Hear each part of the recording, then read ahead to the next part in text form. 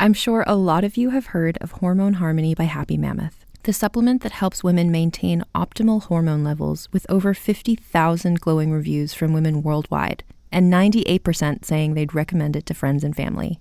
Well, now you can take those results even further by pairing it with their prebiotic collagen protein. It helps to relieve occasional bloating and gas, reduce sugar cravings, and help you feel satisfied longer, as well as boost energy and help stabilize mood swings. Because your gut directly affects your hormones, improving gut health can actually help your hormone harmony results, so you can feel like yourself again. Happy Mammoth is dedicated to making women's lives easier, and that means using only science-backed ingredients that have been proven to work for women. They make no compromise when it comes to quality, and it shows. Right now, you can try prebiotic collagen protein and hormone harmony risk-free and get 15% off your entire first order with code HAPPYME at checkout. That's code HAPPYME at happymammoth.com to get 15% off your entire first order. Hey, Fidelity. What's it cost to invest with the Fidelity app? Start with as little as $1 with no account fees or trade commissions on U.S. stocks and ETFs. That's music to my ears. I can only talk. Investing involves risk, including risk of loss. Zero account fees apply to retail brokerage accounts only. Sell order assessment fee not included. A limited number of ETFs are subject to a transaction-based service fee of $100. See full list at fidelity.com/commissions. Fidelity Brokerage Services, LLC, member NYSE, SIPC.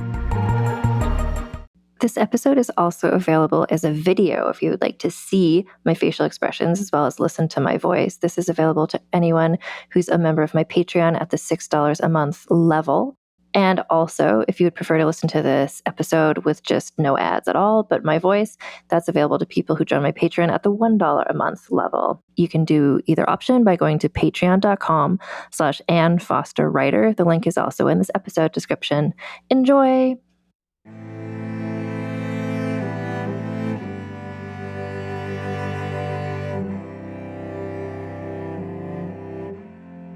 Hello, and welcome to Vulgar History, a feminist women's history comedy podcast. My name is Ann Foster, and it's Marie Antoinette month, which means for the last couple of weeks, we've been talking about Marie Antoinette's friends and her mom, and today we're going to begin our discussion of Marie Antoinette herself. So I want to shout out the incredible resources that I turned to research this episode, which is going to be part one of, I think, 4, and I think these are going to be long episodes because I want to really get into all of this. And I'm really grateful for the people who have done research on Marie Antoinette's life, such that these books exist so I could do my research. And they are In the Shadow of the Empress, The Defiant Lives of Maria Theresa, Mother of Marie Antoinette and Her Daughters by Nancy Goldstone. Marie Antoinette, The Journey by Antonia Fraser. That one, I would say, if you are just beginning a Marie Antoinette journey, as I was a bit ago, that was a great introductory one. And that's actually the book that is the basis for Sofia Coppola's film. I also read and referred to Queen of Fashion, What Marie Antoinette Wore to the Revolution by Caroline Weber, and an upcoming book. It's coming out in October, I think. I got an early advance copy of it, and I was really grateful to be able to do that. Thank you, NetGalley. Marie Antoinette, Teen Queen to Guillotine by Melanie Burrows. And we're going to get into the story. I don't want to do too much preamble because there's a lot of story to get into. But I will just say, having consulted 4 different biographies about Marie Antoinette, it's really interesting to see how different people make certain guesses or assumptions about why Marie Antoinette did certain things, because we don't know why she did certain things, but we just know she did these things. And so looking at different people, kind of guessing what the motivations were, like I've put together a narrative in my mind, but it really just kind of goes to show this is how history scholarship works. Like we're all just kind of, by we, I include myself as a podcaster and as an author myself. Like you're just looking at what people did in history and making your best guesses as to like, why did that seem like the best option at the time? So it's interesting. It's interesting to see, because there's a couple situations we're going to get to in this episode where like 2 of the authors of books came to different conclusions as to why this happened. And so, it's like choose your own adventure. We decide what it all means. But I think for someone like Marie Antoinette, a discussion of Marie Antoinette, which I promise I'm getting to, but you know what? Welcome to Vulgar History. I do a lot of tangents. When you're talking about somebody like Marie Antoinette, who's like a famous name, like whenever we're at a name, like Marie Antoinette is someone who I think is on a level of like Cleopatra. It's like, you go to Spirit Halloween, like there's a costume of her. Like she's that level of name recognition. It's, for me, why I just kind of vaguely know kind of who she is. It's just sort of getting into, but who was she really? Like, who's the person behind this brand? It's the same as if you're looking at maybe a celebrity today, or if you're looking at like or Marilyn Monroe or something. It's like, okay, well, this is who the brand is. This is how people saw her, how people reacted to her, how people remember her. But who is she really? And that's what we're going to be looking at over the next 4 asterisks. I retain the right to have it be more than 4 episodes, the 4 weeks. So Marie Antoinette, first of all, not really her name. She was born Maria Antonia was her name because she was not French. She just Frenchified her name when she went to France. She was Maria Antonia. And if you listen to the episode we did a couple weeks ago about her mom, Maria Theresa, everybody in that family, the women in the family, the Habsburg family, all had Maria as their kind of first name, but they all went by their middle name. So she was Maria Antonia, but people just called her Antoine or Antonia or Toinette when she was growing up. Just for the sake of consistency, I'm just going to call her Marie Antoinette throughout, because there's a lot of people in the story and it'll get confusing if I start giving them all different names. So she was born November 2nd, 1755. And this is in the midst of, again, if you listen to the Maria Theresa episode from a couple weeks ago, which is like, if you just popped into this episode, that's fine. But if you want to know more about like the wars that were going on, we talk about that a lot there. So there's various wars that have been going on in Austria where Maria Antoinette is born. And she's born during kind of a peacetime era. This is one of the only peacetime eras in Austria for the last, 25 years or something. But 1755, it's 22-ish years before the American Revolution breaks out. But shit's going down in America. And I did a bunch of episodes last year about the American Revolution, and that really connects to what's happening with the French Revolution. So I do want to lay this groundwork as well, just so you know, shit's happening in America. And that's to do with the tension between, because at that point, 1755, America, which wasn't called that, I guess, was a British colony. England, and by British colony, I mean owned by Britain. Britain and France, longtime enemies. I guess technically England and France, longtime enemies. Scotland and France, kind of cool. But anyway, all of what I'm saying is that there's been various wars going on in the New World. And it's tension between England and between France. And this had all led to Maria Theresa, the Empress of the Holy Roman Empire, making a treaty with Louis XV, who is the King of France at this time. So Marie Antoinette was kind of born just at the dawn of an Austrian-French alliance, which is interesting because she's an Austrian person who was later married to go into France. And if you want to go back to what specifically led to this Austrian-French alliance, it was an overeager in 1754. An overeager American colonel exceeded his orders and opened fire on a sleeping French reconnaissance unit, which rekindled hostilities between England and France. And because of this is where Austria and, France was we need some help, let's team up with Austria. Anyway, that overeager colonel was named George Washington. So this is the first of many. You remember that show 13 Reasons Why? This is Marie Antoinette. Technically these episodes are called How Do You Solve a Problem Like Marie Antoinette? And to me, the problem is how did her life turn out the way that it did? How did the French Revolution happen? And it's not just 1 or 2 reasons, and it's not 13 reasons. I'm going to estimate it's at least 100 reasons. And if you're a really dedicated listener, keep a tally as I come up with reasons in these episodes and let me know at the end how many reasons it was. Because I think so many things had to go in a specific way to make the French Revolution even happen. And then for Marie Antoinette's role in it to play out as it did, which is maybe you don't know the story of Marie Antoinette, but I think most people know she got her head cut off in the French Revolution. Spoiler, but I think at the Spirit Halloween store, the costume, the Marie Antoinette costume probably has her head cut off or something. So I think we all kind of know that's what's coming. And in researching it, there's so many specific things had to go wrong all at the same time for it all to go down. Comparatively, we did these episodes last year about the American Revolution or even the Haitian Revolution. It's just kind of people were fed up and rebelled against the monarchy who was in charge of the colony. And that's what the American Revolution and the Haitian Revolution both have in common. People got fed up and were just fuck this. We want to rule ourselves. We don't want to be ruled by a European power. And then they succeeded. I mean, the way that the fallout of that was different for America versus Haiti, but it was sort of a straightforward trajectory of like people getting fed up and then rebelling against the colonial forces. The French Revolution is so much more complicated than that. And that's part of why it was undone pretty quickly afterwards. Anyway, it's complicated, but this is where I just wanted to throw America in here. Another thing that you can keep track of if you're a longtime listener of this podcast is how many people's names are going to come up in Marie Antoinette's story who we talked about in previous episodes, because it's going to be a lot. Because what happened, the way that her life unfurled and the way that the French Revolution happened had a lot of international connections. We're going to be mentioning a lot of people who came up in previous episodes, which is going to explain to you why it took me a year and 3 months from the beginning of the season to get to the point where we are now, which is Marie Antoinette of it all. So again, George Washington, quasi-responsible for Marie Antoinette becoming Queen of France. That's the first step of all of this. So Marie Antoinette was the 15th child born to Maria Theresa.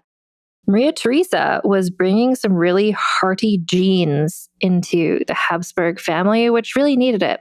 Well, Maria Theresa herself, like her parents were barely related, and then her husband was barely related to her. So for the Habsburgs, it's like, this is why these children are thriving.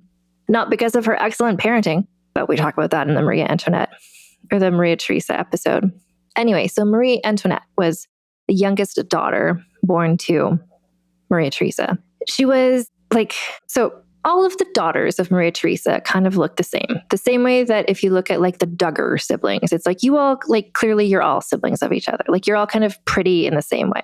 But on a scale of like, these are all the children, these are all the daughters, Marie Antoinette was one of the prettiest of these children. So she had huge blue eyes. In all the portraits of her from when she's a little girl through to when she's an adult woman, you can see she's got these huge eyes, which are really striking and really blue. Her hair was reddish. If you're watching the video of this on Patreon, similar color to what my hair is currently now, a kind of strawberry blonde-ish color. And she was cute looking as a little kid, but she also just had this really cheerful, kind of chill, fun personality.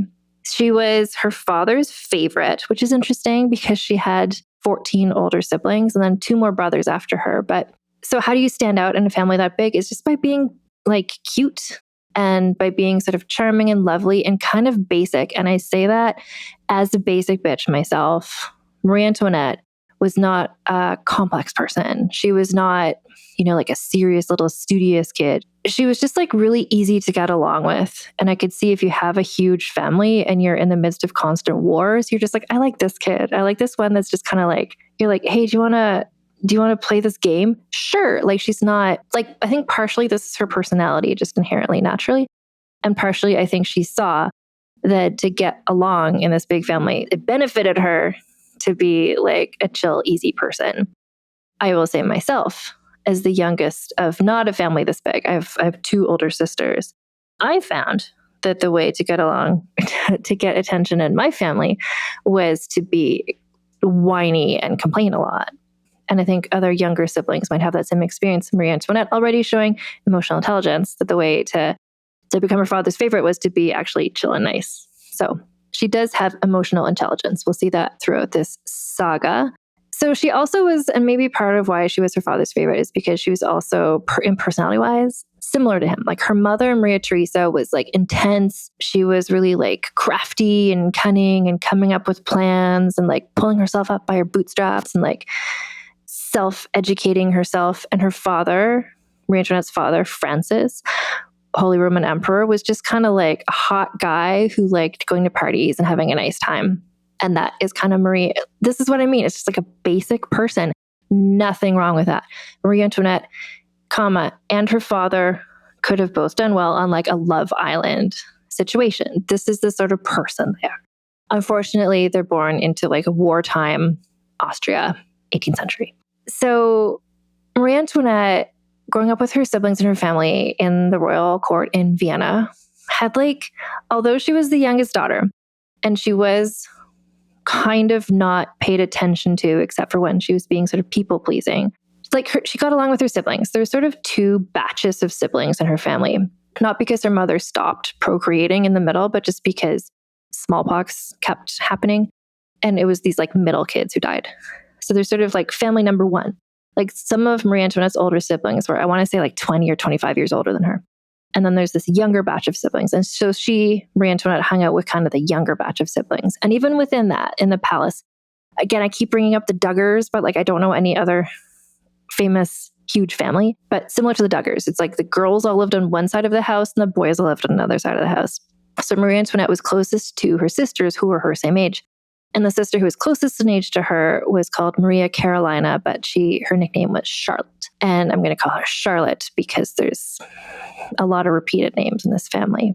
Anyway, the two of them just got up to mischief. But even within that, Charlotte was like 3 years older than her, but Charlotte was kind of seemingly always the one who was instigating it, and Marie Antoinette was going along with it. Like she's not a little kid showing like leadership potential or whatever. She's just like, her sister is the one who's kind of got the strong personality, and Marie Antoinette's just kind of like there for a good time.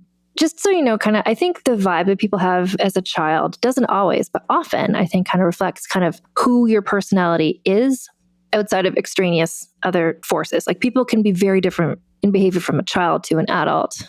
But in her case, I think this really shows just kind of, this is just what she's like. And she had a nice time growing up in Vienna with her siblings. They probably still do, beautiful winters there with like lots of snow. And she and her family, like her siblings, would go outside, like tobogganing and sledding and like ice skating and just kind of like having a nice time, as compared to the French royal court where her future husband was growing up.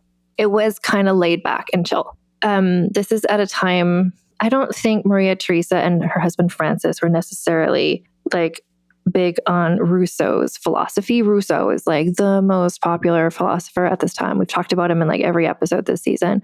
But his whole thing was like, it would be cool, like people will do better if they get to be outside in nature and like live quote unquote as God intended. Like just kind of with Rousseau was writing this in a time where there's kind of like a lot of sort of like societal change and a lot of, at that point, what would have felt like a lot of technological change. And Rousseau was like, let's just get back to our like roots as like human animals and like plant gardens and like have a nice time. Now, asterisks.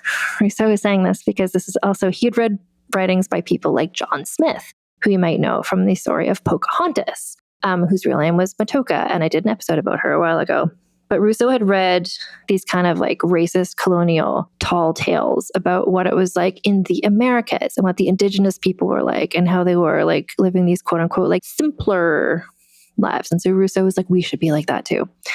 So I don't know if Maria Theresa and her husband and the family were like specifically following like a Rousseauian philosophy, but they were like, it was just sort of like they liked living sort of like quasi-domestic when they didn't have to go to do some sort of like fancy royal family church service or whatever. Like they like to be in the house dressing kind of plain, just like living like anybody else. And there's a portrait actually that one of Marie Antoinette's sisters, Maria Christina, whose nickname is Mimi, who was her mother's favorite because Maria Christina was kind of like bossy and bitchy like her mother was. Is everyone's parents' favorite child always the one who's like the person? I don't know. Anyway, Mimi was also a painter. Like all of the girls in the family, probably the boys too, were given painting lessons. And like there's a lot of music and dancing and art. And it was like that sort of family.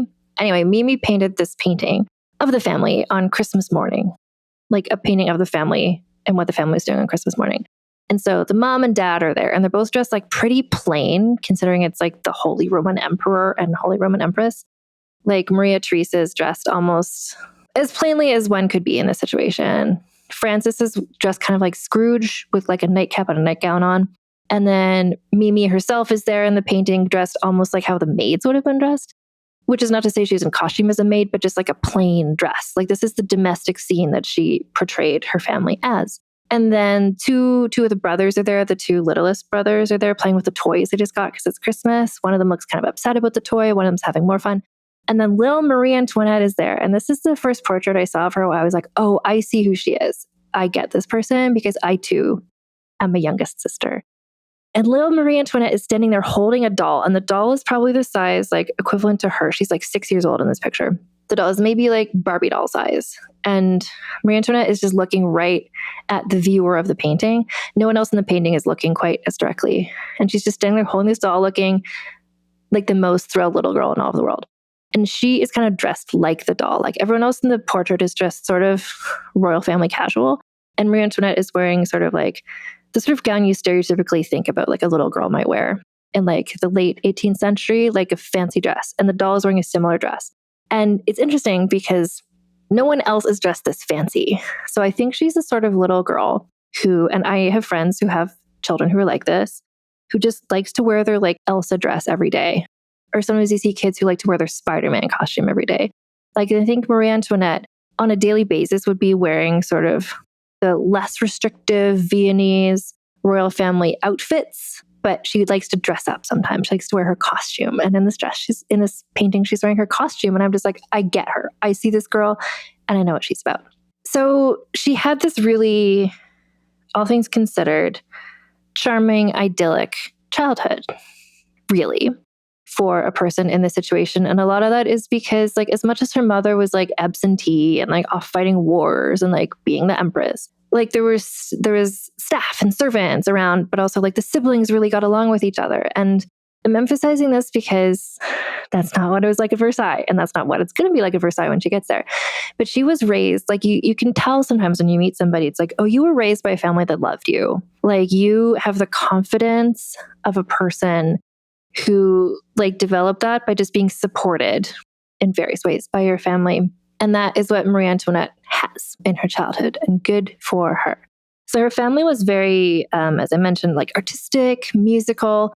Like Marie Antoinette was very talented at playing the harpsichord and at dancing and like ballet dancing sorts of things. She had sort of the sort of grace that really good dancers just have inherently. Like you can teach anybody dance steps. And some people are going to like become really good dancers, but the really great dancers are people who inherently have that sort of grace about them. Like I saw this documentary, it was on Disney Plus ages ago in like 2020 about the American Ballet School or something. And it showed how they were trying to find like new recruits for the ballet school. And they're going into just like rec centers and like just hangout spots all over New York City and maybe other cities, and just like looking at kids, like little kids, like I don't know, 4 or 5 years old, getting them, maybe some of them had never done ballet before, but just getting them to point their toes and like do some basic steps. And you can just see like some people's foot can curve in a way that means, oh, they could become a really good ballet dancer. Other people can become like a pretty good ballet dancer, but these kids who have this natural foot movement, it's like, oh, they could be a great ballet dancer. And Marie Antoinette, I think, had that inherent skill about her, even in her adult years. And I don't want to jump ahead too far, but when she has haters, even the people, even the Cicero to Marie Antoinette's Fulvia, like the haters could never say anything that she wasn't graceful. She was just a graceful person. That is what she's like. So this musical family. So they have like concerts in their palace and stuff. And when she was 6 years old, a 6-year-old prodigy came to perform at a gathering at the family palace at Schönbrunn. And this prodigy, you might be able to guess, was Wolfgang Amadeus Mozart. And he had been invited to entertain the royal family. He was also Viennese, I think. So he was 6 years old. Marie Antoinette was 6 years old. And she and like the younger kids were all invited to come to this event. They weren't always invited to come to all of the events. Anyway, Mozart was just like, he was so sweet and so cute. And then, but he was not used to the floors in the palace were really polished or waxed or whatever. And so at one point when he was, I don't know if he was performing or just sort of like walking, and he slipped and fell.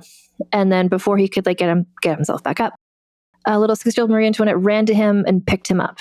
And he said, "You are good. I shall marry you."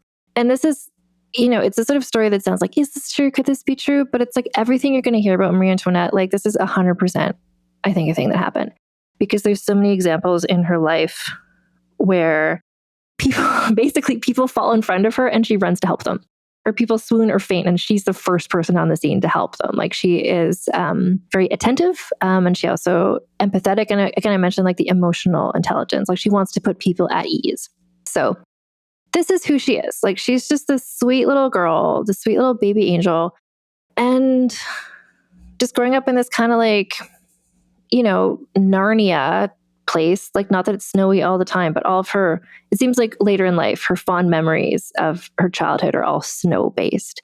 to the extent that when she was in France, every time it snowed, she was filled with this sort of like nostalgic happiness. She's just excited when it snows because she remembers all these fun things she did in the snow when she was a child. So while she's being a little kid and like having a nice time and whatever, wars are happening. That's what her mother is busy doing. So her mother's arch enemy was Friedrich the Great. And Marie Antoinette, from ages like birth until I think around this, like age 6 or 7, like this is where Austria was not actively at war with Friedrich the Great. So the first 6 years of her life were maybe especially less stressful because her mother was not actively leading armies and wars. But then at this point, Friedrich the Great fucked around, found out, and anyway, they went back to war. So they're back to war, but still, she's at home. She's just like chilling with her siblings, learning to play the harpsichord, whatever, just like having a nice little time.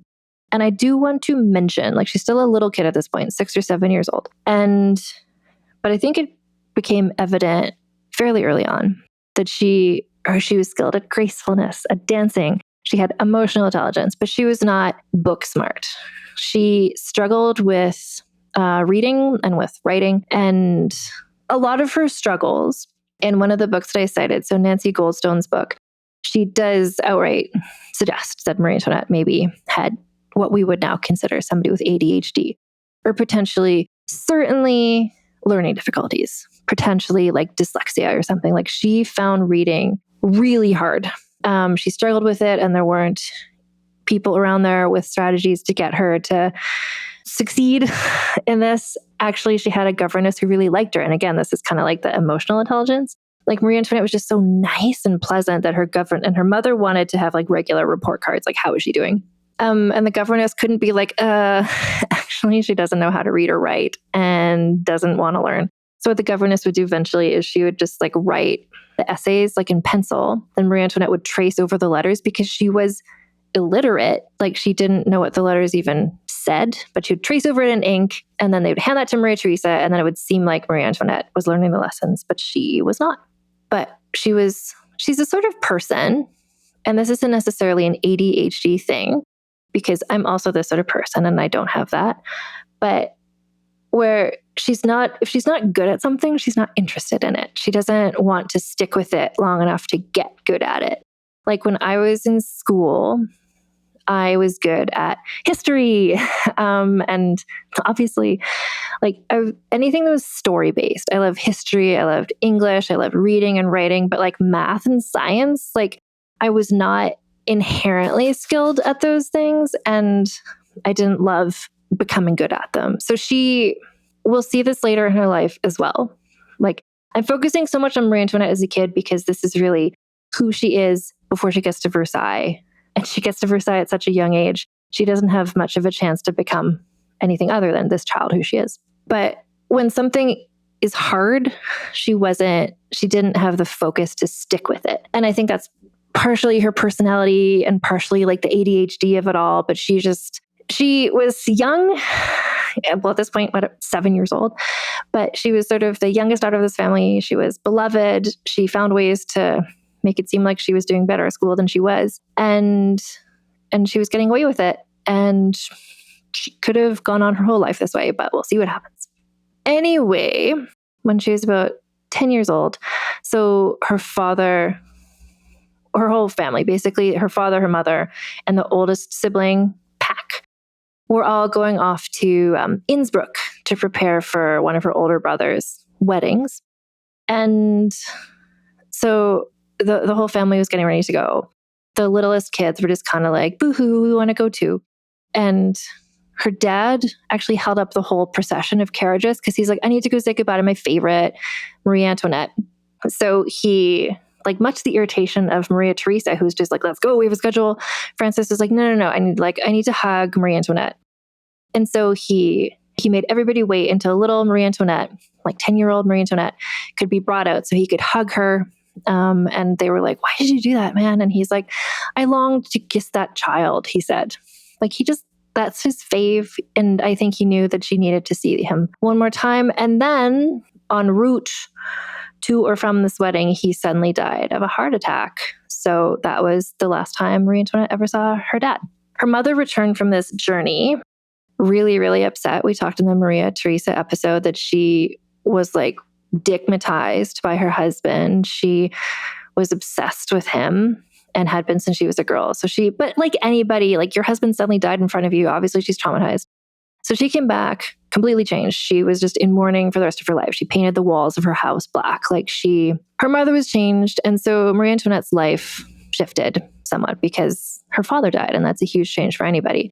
But also the father was kind of like he smoothed things over. Like her mother's really intense and whatever. And her father would sort of like make everybody get along a bit better. But now the mother's there intense, but also in this like intense mourning and everything. But so for the next, like we're skipping ahead, but like 2 years go by. She goes from 10 to 12. She's hanging out most of the time with her sister, Charlotte, and still having a relatively carefree childhood because she's the youngest daughter and her mother doesn't really pay attention to her.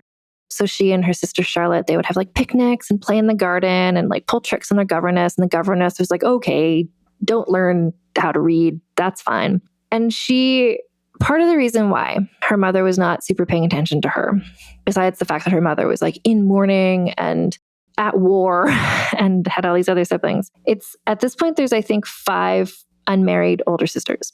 And so the job of these girls, who are all technically, they were archduchesses, that was their title, was to be married off to somebody in some other kingdom or duchy or country who Austria wanted to do alliance with.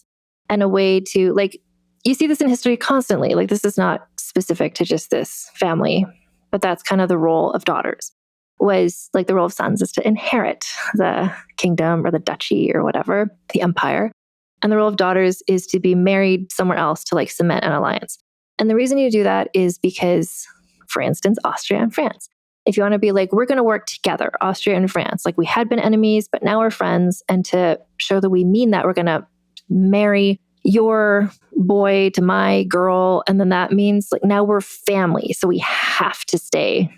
It would be really awkward to not be in an alliance anymore because now we're married to each other, especially once the two people who marry each other have a child, and that child represents the combination of these two places. But Marie Antoinette had 5 older sisters who were marriageable, by which I mean she had one older sister whose name was Maria Anna, who they called Mary Ann, and she's not considered marriageable because she had physical differences. And this is like if you go all the way back, if you're a history girly, to like Henry VIII being like, show me a picture of Anne of Cleves. Like, is she hot? Like, to convince somebody from another kingdom to marry your child, you had to prove that that daughter was beautiful. And if that daughter was not what was considered beautiful by the other country, then maybe they wouldn't want to marry her.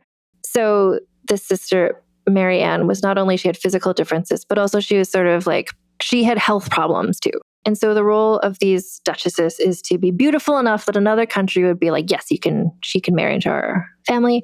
But also, is she healthy enough that she can have children? Because the whole purpose of these alliances is to have these children. And Mary Ann seemed like she probably wouldn't be healthy or hearty enough to have children. So honestly, she dodged all of the bullets, Mary Ann.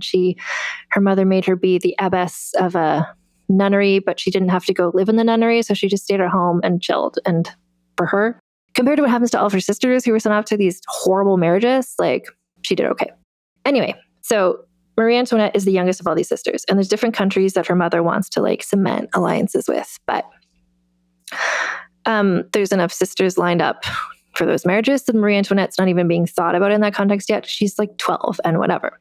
And then smallpox. So 1767.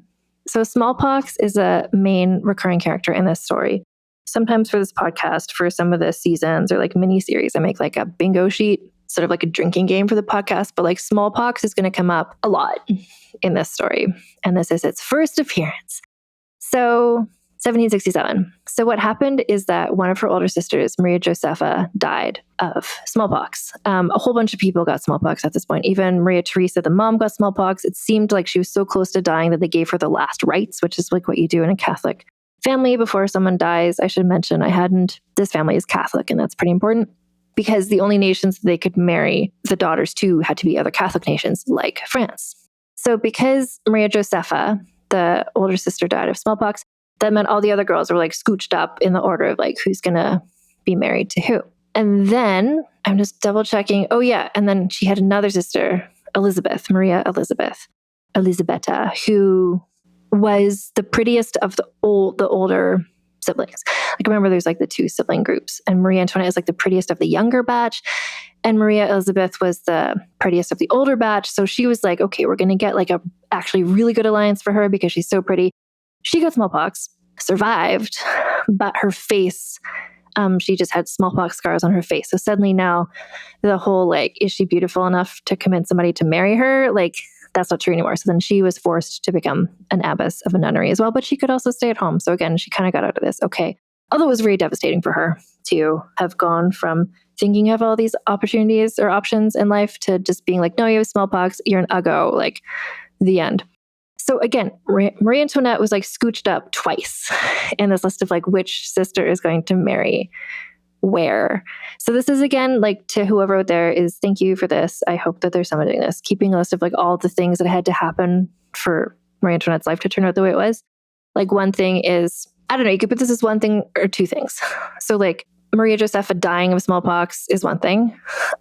Elizabeth having these like after effects of smallpox where she couldn't be married is a second thing. But like, this wasn't even supposed to be Marie Antoinette's fate to marry the French heir to the throne. Like, one of the other sisters probably would have done that, but instead she is the one who's left. And so, and you know, there's letters back and forth with Maria Theresa and the French king, Louis XV, being like, hey, I have all these daughters. You want like one of them to marry the Dauphin? I should say, we're going to explain a lot about his character in a bit, but Louis XV is the king of France. He had a son, also called Louis. Everyone there is called Louis. We'll figure out some nicknames as we get going. Louis XV's son got married, had children, and then died. So it's the son of the son. So Louis XV is the king. His grandson is the heir to the throne, his oldest surviving grandson. So that is who they're arranging the marriage of. Louis XV, we've talked about on this podcast before, because at this point, he had a lover, and he had taken a new mistress who was Madame du Barry, who used to work at this hat shop that was kind of like the Hooters of Paris at the time, where it was just all the shop girls were just like hot young girls. And that's where she was, and she was spotted, and then she became a courtesan, and then she's introduced to the king, and now she had this like official job as mistress of the king. And at this point, Louis XV is, I don't know, probably like 50 years old or so. And he is entirely checked out from being a king. He's just over it. He's been the king since he was a little kid, and he's just like, you know what I want to do? Like, if he was a guy today, he'd be like, you know what I want to do? Play golf constantly. But back then, golf wasn't the vibe. The vibe was hunting. And so he didn't care about ruling. He kind of like let the ministers do all of that. And this is part of like, put this on your 13 Reasons Why list. The fact that Louis XV just like didn't give a shit anymore about improving things in France. Anyway, so he's just like, he's considering like, yeah, this might be good, like to solidify this alliance between Austria and France. Like, maybe we can do this marriage between this grandson, whose, spoiler, he didn't care about at all, and one of the daughters of Maria Theresa. And then Louis XV's wife, described by Nancy Goldstone as his long-suffering wife, because this guy, like, he's in his lame duck king era where he's just truly not doing anything. He loves being around his mistress, Madame du Barry. He also has other whores, as we like to say on the show, pronouncing like that. I don't know why I do that, but we do. Anyway, he had lots of mistresses. He had, like, Madame du Barry was his official mistress. Before that, it had been Madame de Pompadour. He had this place called the Deer Park, where he just like invited young women to like fuck them. Like, this is the thing. So if he was a guy today, he would be going golfing all the time. But he was a guy back then, and what he did was go hunting and also just fucking young women, and including his mistress. This is why his wife is long-suffering, because this guy sounds like a really shitty husband. Anyway, she died. In terms of the people who die in this story, I'd like to note what they die of. Her cause of death, unknown, but she was age 65. I don't think it was smallpox, because there would have been a bunch of smallpox-related deaths, and it would have said that. Anyway, she died. So suddenly, Louis XV is also single. So Maria Theresa is like, ooh, what if I marry one of my daughters to the king? Like, not just to the Dauphin. So this is our first introduction to some scheming people at Versailles. And everyone at Versailles is just, because, well, every royal court is always like this in every story we've ever done on this podcast. But in Versailles, the flavor of the scheminess is specific to the fact that the king had fucked off mentally, emotionally, often physically, and didn't give a shit. So Versailles was sort of designed around like a king who was like a cult leader, as we talked about in the Gabrielle de Polignac episode. And so now it's kind of like there's a cult, but there's not really a leader of the cult. So everyone's just jockeying for power because there's sort of a vacuum in the middle because no one's actually kind of in charge. Some of the people who are jockeying for power are the king's adult spinster daughters, who I'm going to call the aunties. So they are 4 adult women who chose to not get married because they liked being princesses of France so much, and they knew if they married, it would have to be to somebody either a lower rank in France, and then they wouldn't be princess of France anymore, or it would be to somebody from another country, and they'd have to not be French anymore. They had to adopt whatever their new culture was. So they're like, we're just going to stay here and just be like the most heinous bitches. And that's what they did. And they hated their father's mistress, Madame du Barry. They would have hated whoever their father's mistress was, because that was a person who had the father's ear, who maybe was influencing their father instead of them. And the leader of the aunties was Adelaide. And we talked about her in the Adelaide Labie Gouillard episode a while ago, if you want to scroll back and hear about her in a more favorable way. But Madame Adelaide was sort of the leader of the aunties, who were just like bitches, brackets, derogatory. So they were like, okay, we hate Madame du Barry because she's like a slut. She's like a fugly slut. She like worked in Hooters. We don't like, our beloved mother just died, and we don't want this like Hooters girl to like have all the power at Versailles anymore. We want us to sort of like represent our mother's interests and like be his advisors. And so they're like, okay, what we need to do is find some sort of like Princess Diana-like person. And by Princess Diana, I mean when Princess Diana first married Charles. Some sort of like young, naive person who's not going to be schemy or malicious to marry our father, so that, I don't know, the aunts were just like, we want more power, so we want to marry our father to some like innocent young woman. So they're like, ooh, what about if we marry one of Maria Theresa's daughters to our father? And they were like, oh, we heard that Elizabeth is really beautiful, and she's like 25 or something, like that's an okay age. But the king was like, okay, sure, like let's see what's up with Madame Elizabeth. And he found out like, oh no, she has smallpox scars. So this did not happen. And then the other available sisters were all like 14. And Louis like, no thanks. Like, no thanks. So again, like, so this is another like on our list of reasons. Marie Antoinette maybe wouldn't have gone to France if one of her sisters had been married to the king, but that didn't happen.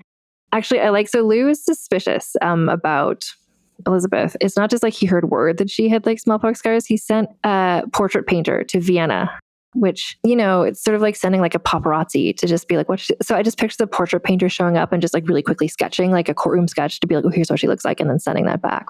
Anyway, so the king decided like, you know what, I'm just, I'm not going to remarry at all. I don't need to remarry. I've got Madame du Barry. Like, to cement this French-Austrian alliance, let's just marry my grandson, the heir to the throne, which in France is called the Dauphin, to Marie Antoinette, this person who's like a similar age. So Marie Antoinette at this point is like 13, 14, and the grandson is like 14, 15. So they're similar age, at least. But Louis was just like, but we need to make sure Marie Antoinette is like, will fit in at Versailles, by which I mean, is she beautiful and graceful, and are her teeth straight?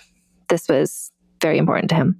And so again, I think the portrait painter came down to Vienna and was like, oh no, oh mon Dieu, Herman, mon pills. Because Marie Antoinette had crooked teeth. She had crooked teeth. She had like a high hairline. She had like a 5 head, which if you're watching this on video on Patreon, I also do. So I relate to her in that way. But in Versailles, they're like, no, we don't like a high forehead. We don't like crooked teeth. Don't like red hair, especially not curly red hair. So Marie Antoinette, just like the portrait painter, I just picture him like poised and ready to paint the portrait. And Maria Theresa's like, oh, no, not yet. And just like rushing Marie Antoinette out of the room. So they gave her this like over 3 months makeover. They got this dentist, which like, again, this is 1769. So they got a 1769 European dentist who came in, and he had just invented braces. but it wasn't braces like how I had. It's not Invisalign. It's not even like the little metal things you put on. It's like a giant headgear thing. But then I also read descriptions that there was like some oral surgery was done. So maybe some teeth were pulled, like anesthetic not invented yet. So she's going through this like dental trauma.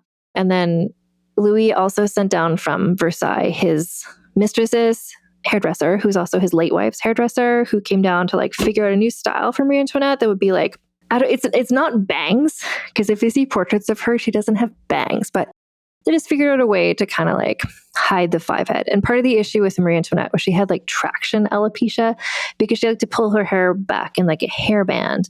And I don't know, it just got pulled so tight that she was like, there's like bald spots along her hairline. So they're like, let's just like do like a protective style so that your hair can regrow. They didn't like that she had red hair. That was not the vibe in Versailles. They're not fans of Anne of Green Gables. And so, just various powders and stuff to like, she had curly red hair. And they're like, what we want you to have is like not curly, not red hair. So the hairstylist like figured some stuff out. Anyway, so like she was having this makeover done. She was like, and then at the end of that, they let the portrait painter do the portrait, and he drew her. And the king was like, "Oh yeah, no, she's pretty." It's funny because like her mouth is closed in the portrait, but like he knew her teeth were straight somehow. I do want to mention too, because Maria Theresa was a Habsburg, which is a famous royal dynasty you might have heard of in the context of inbreeding. So we talked about this in the Maria Theresa episode. There's 2 kinds of Habsburgs. There's the Austrian ones and there's the Spanish ones. And the Spanish ones are the ones where it's like, oh, let's marry a father to his daughter or whatever. And then you get the like Habsburg jaw where we see the portraits of the people where you're like, I don't think that person could chew food. Like the Habsburg jaw became such a inbred trait because the family was so inbred that this trait just kept getting kind of more and more detrimental to people's health. The Austrian Habsburgs were, I'm going to say, much less inbred, still kind of inbred, like any kind of Western European royal family, but not as much so. So the trait that Marie Antoinette had from her Habsburg genes was called the Habsburg lip. So she had kind of like a permanently pouting lower lip, which I think these days, in the days of like lip filler and whatever, would be like very cute. People put like you apply lip gloss in a way to look like you're always kind of pouting. But at that point, the pouting lip, like, first of all, it was evidence of her Habsburg like lineage, but also it gave her a resting bitch face. And I've described this like sweet, kind, emotionally empathetic person, which is what she was like. So it is unfortunate that she had a resting bitch face. Or it's almost like a resting snob face. Like when she wasn't smiling or talking to somebody, like her face would just kind of look like she's being like just disapproving of you, which is not her vibe. Which is why when you see portraits of her, and she knew this, and her mother knew this, the portraits are always face on. She's never painted in profile. The only time you can really see her profile is like there are some busts, which is like a statue of just her head and shoulders. And when you look at that from the side, you can see this kind of like, this sort of like resting snob face that she had. Anyway, so I don't know if the dentist tried to fix that, but whatever he did, she looked good. But then this is where Maria Theresa is like, oh great, like, well, she's a daughter of mine, so she must be well educated. I saw all these essays she wrote. And so then they sent a tutor to, just like make sure she knew what they wanted her to know about like French history and like French language. And the tutor showed up and is like, oh, she's illiterate.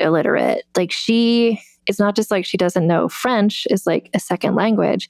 Like she doesn't know how to read or write in like German, which is her first language. So this is a surprise to Maria Theresa and to everybody because she's being sent to Versailles. And at this point, they thought that she needed to be very, she needed to know French history. She needed to know the French language, obviously. This reminds me of, I'm a fan of the K-pop group Blackpink, and there's a documentary about them on Netflix from a few years ago, which is why I first learned that. So Lisa, who's one of the members from Blackpink, is from Thailand.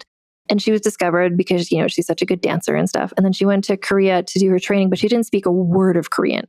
She spoke some English, so luckily she met like Rosé, who's also in the band, who speaks English, and they really hit it off. But like to show up in another country, and it's not just like, oh, I know kind of like if I went to, I don't know, France or Spain, it's like, yeah, I'm not fluent in those languages, but I like know some basic nouns. I know how to say hi or thank you. Like Marie Antoinette, like Lisa in Blackpink, just does not know this language of this country where she's being sent. So they're like, okay, well, these tutors are going to teach her French. But I mentioned before, like that she's an ADHD-coded person who really has trouble focusing, especially if she's not personally interested in the topic.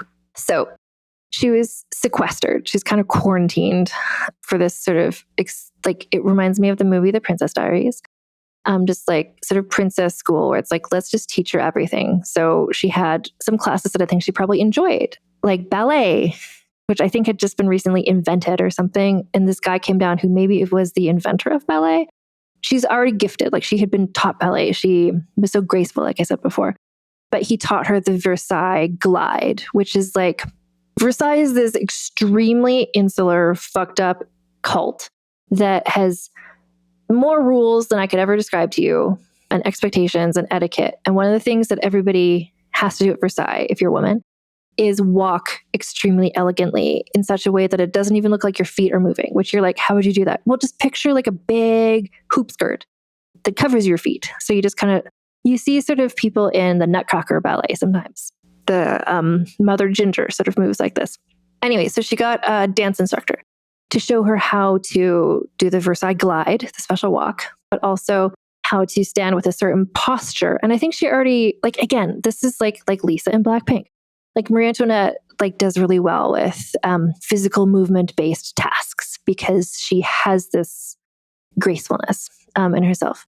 But then also she had to learn, I don't know, there's all these, I want to say 17 different kinds of curtsies that she had to master and do extremely perfectly. And also when she's at Versailles, she's going to have to dress in a different way, which involves this corset called the Grand Corps, which is a much more intense undergarment than what she was wearing in Vienna. Like in Vienna, they did have like a corset, which I want to just like shout out to the cosplayers and all the historians of undergarments from whom I've learned this stuff. But corsets are not inherently uncomfortable garments.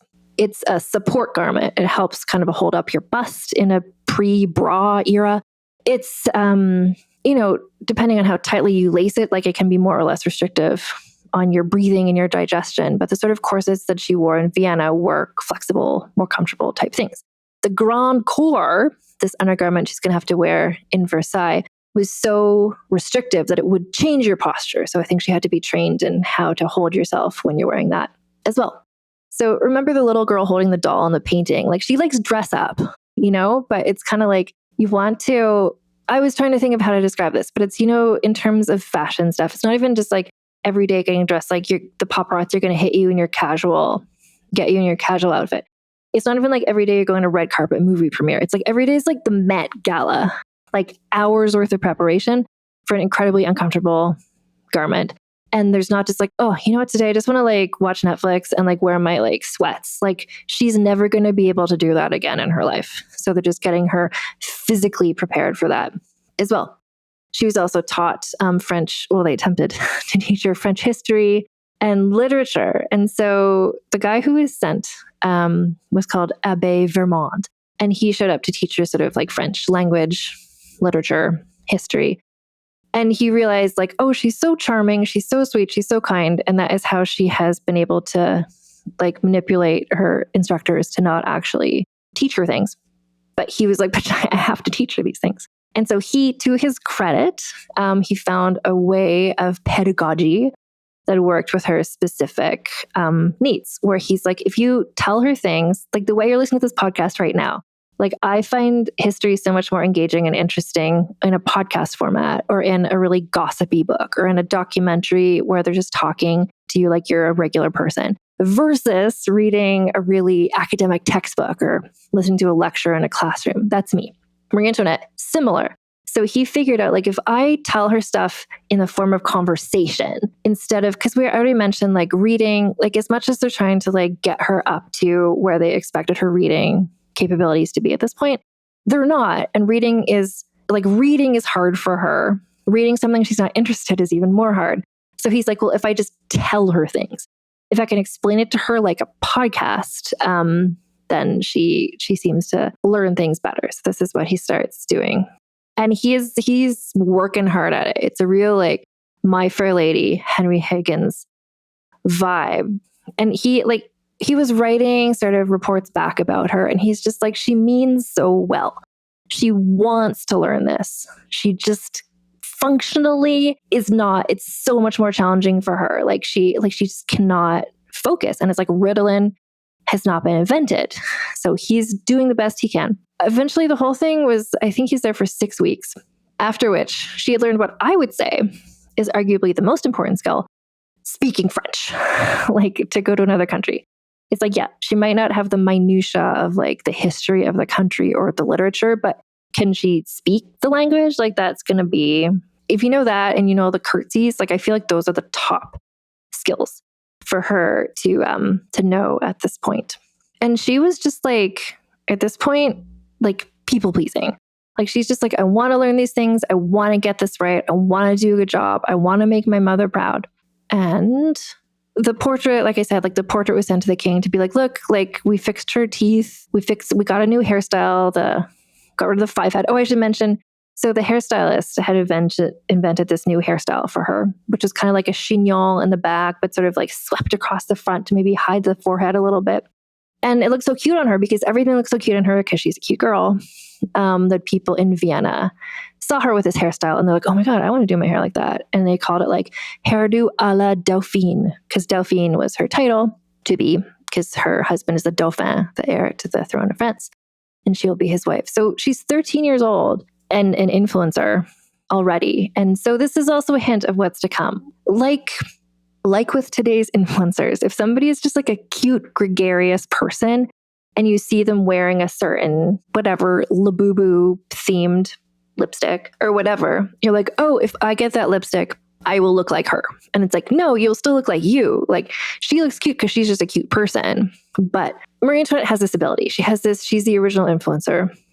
Honestly, if I was to write a book, I'd call her the title of my book would be Marie Antoinette, the original influencer, because she just has this uncanny ability both to look cute in new and interesting hairstyles and outfits, but also to make people want to dress like her. And she's also sort of like, at this point, the hairstyle was like given to her, but she also, we will see, ends up being able to sort of like feel the vibe of what's going on in society and know just what trend is about to pop and like to be on top of that trend. She is like Zendaya in that way. Anyway, so the king saw the portrait. He's like, yeah, she's cute enough. Let's do this. So she got married by proxy, which is this thing where there was a marriage where her husband, the heir to the throne, was not there, but someone stood in for him. And so they had the ceremony. And so she was married to him, just long distance, basically. One of her brothers stood in for the bridegroom. And just like that, she was married. She's 14 years old, if you're keeping track. So she's this cute little girl, and she's being sent off to never see her family again, to, say like, there was a whole ceremony where she's just like, I am no longer Austrian. I am now French. My loyalty is to France. Everything about me is French. This is where she changes her name from Maria Antonia to Marie Antoinette. And it's terrifying. And now for a quick advertising break. Everyone's talking these days about weight loss medication, but fewer people are talking about how hard they are to access. That's because hers is changing that with transparent pricing, expert care, and a personalized plan that's actually built and priced for where you're at. Hers is transforming women's healthcare by providing access to affordable weight loss treatment plans. They connect you with a medical provider who will work with you to determine the best treatment option for you. Whether you want to lose weight, grow thicker, fuller hair, or find relief for anxiety, Hers has you covered. Visit forhers.com/vulgar to get a personalized, affordable plan that gets you. That's forhers.com/vulgar. forhers.com/vulgar. Weight loss by Hers is not available everywhere. Compounded products are not approved or reviewed for safety, effectiveness, or quality by the FDA. Prescription required. See website for full details, important safety information, and restrictions. Actual price depends on product and plan purchased. You chose to hit play on this podcast today. Smart choice. Progressive loves to help people make smart choices. That's why they offer a tool called Auto Quote Explorer that allows you to compare your Progressive car insurance quote with rates from other companies. So you save time on the research and can enjoy savings when you choose the best rate for you. Give it a try after this episode at progressive.com. Progressive Casualty Insurance Company and Affiliates. Not available in all states or situations. Prices vary based on how you buy. This podcast you're listening to, it was once just a dream. A dream that became reality not by accident, but because someone decided not to let the what-ifs keep them from creating something they believed in. Starting your own business is a dream lots of us share, but too many let it remain just a dream. Don't hold yourself back from creating what you believe in, and turn those what-ifs into why-nots with Shopify by your side. Shopify is the commerce platform behind millions of businesses around the world, and 10% of all e-commerce in the US, from household names like Mattel and Gymshark to brands just getting started. What if I can't design a website? Shopify's got you with beautiful, ready-to-go templates to match your brand's style. What if I need a hand? Get help with everyday tasks like enhancing product images, writing product descriptions, or generating discount codes with Shopify's AI tools created for commerce. What if people haven't heard about my brand? Shopify helps you find your customers with easy-to-run email and social media campaigns. And what if I get stuck? Shopify's always around to share advice with their award-winning 24/7 customer support. So turn those dreams into and give them the best shot at success with Shopify. Sign up for your $1 per month trial and start selling today at shopify.com/realm. Go to shopify.com/realm. Shopify.com/realm.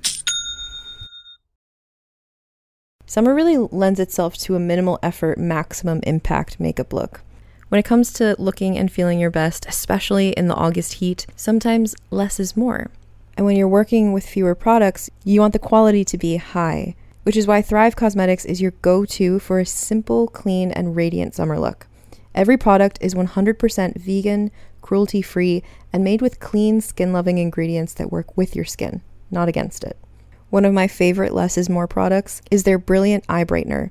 It's a waterproof eyeshadow and highlighter stick that comes in 34 shades. The shimmer shades are great for brightening up your inner corners, and they also have really lovely neutral matte shades that, again, can make a really big impact on your overall look without requiring too much product. Plus, for every product purchased, Thrive Cosmetics donates products and funds to help communities thrive.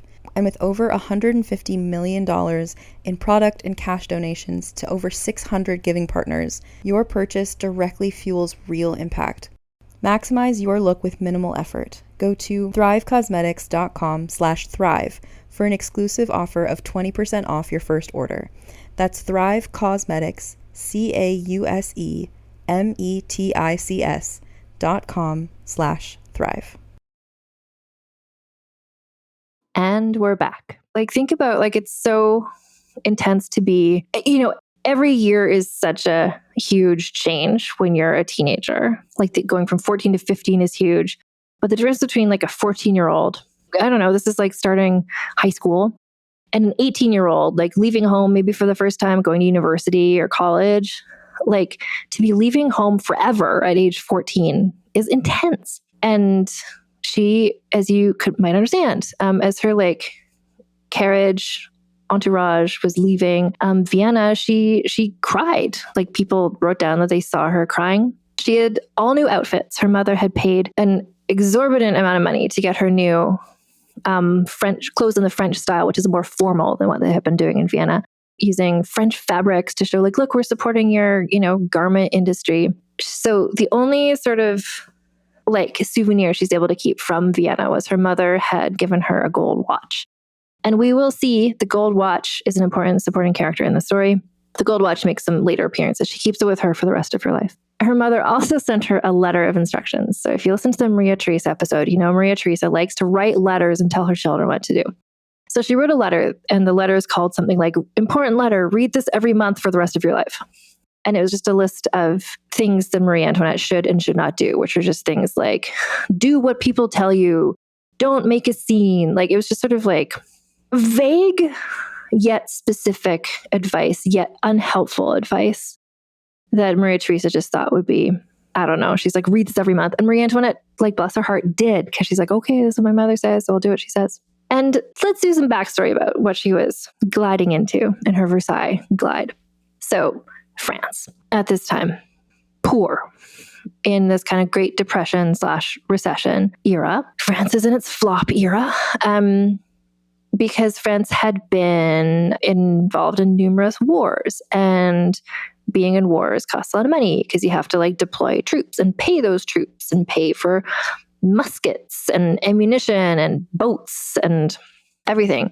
So the 7 Years' War is, I don't know, put that on your, not that you have a bingo card, but I feel like it's come up numerous times in these past couple seasons. It was a war during which it was like part of it was France versus England. And so France versus England, and there was effects in North America. And so as a result of this, as a result of France losing some stuff, so they had to give up its Canadian and its colonies in Canada and its colonies in India to England. And so France, a lot of people in France blamed Austria for the fact that France had lost this war. And so I don't know if that was because I'm not a war historian, but I would presume it's because France and Austria were allies, and maybe France felt like Austria didn't show up enough for them in this war. Anyway, French people hated Austrian people. The antis, these bitches.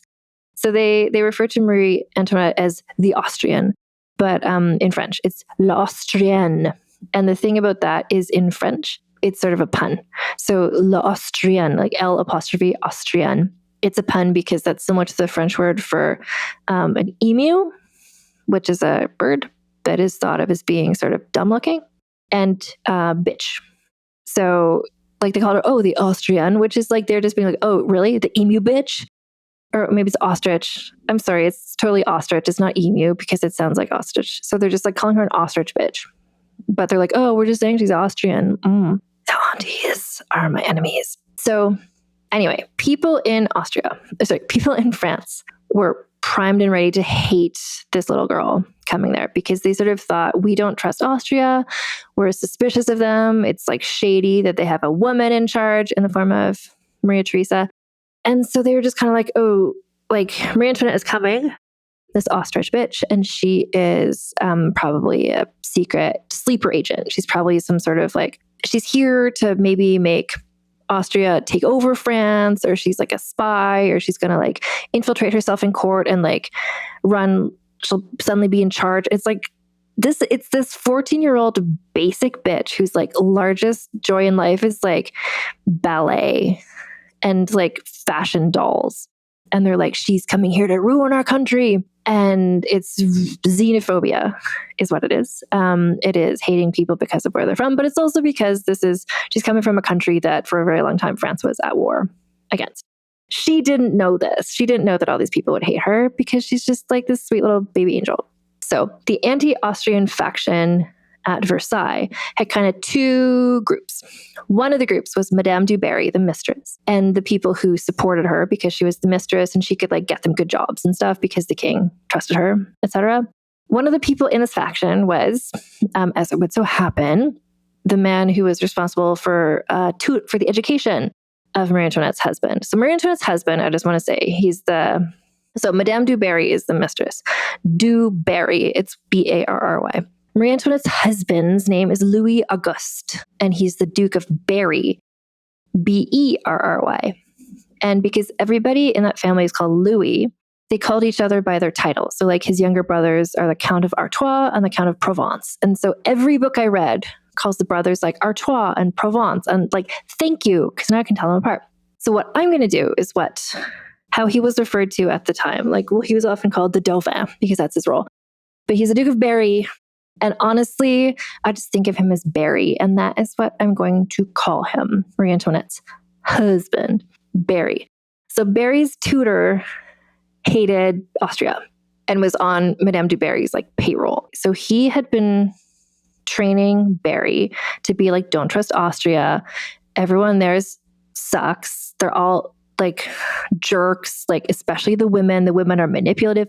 Never trust an Austrian woman. They're ostrich bitches. So like Barry, we'll talk about him. We will talk about Barry. Was very susceptible to this sort of rhetoric because he's a person who like when someone told him something, he believed it. He was not someone who was a fan of nuance. So he had been raised or like educated to mistrust his wife. So the reason why Madame du Barry and her gang all didn't like the concept of Marie Antoinette was not because she was Austrian.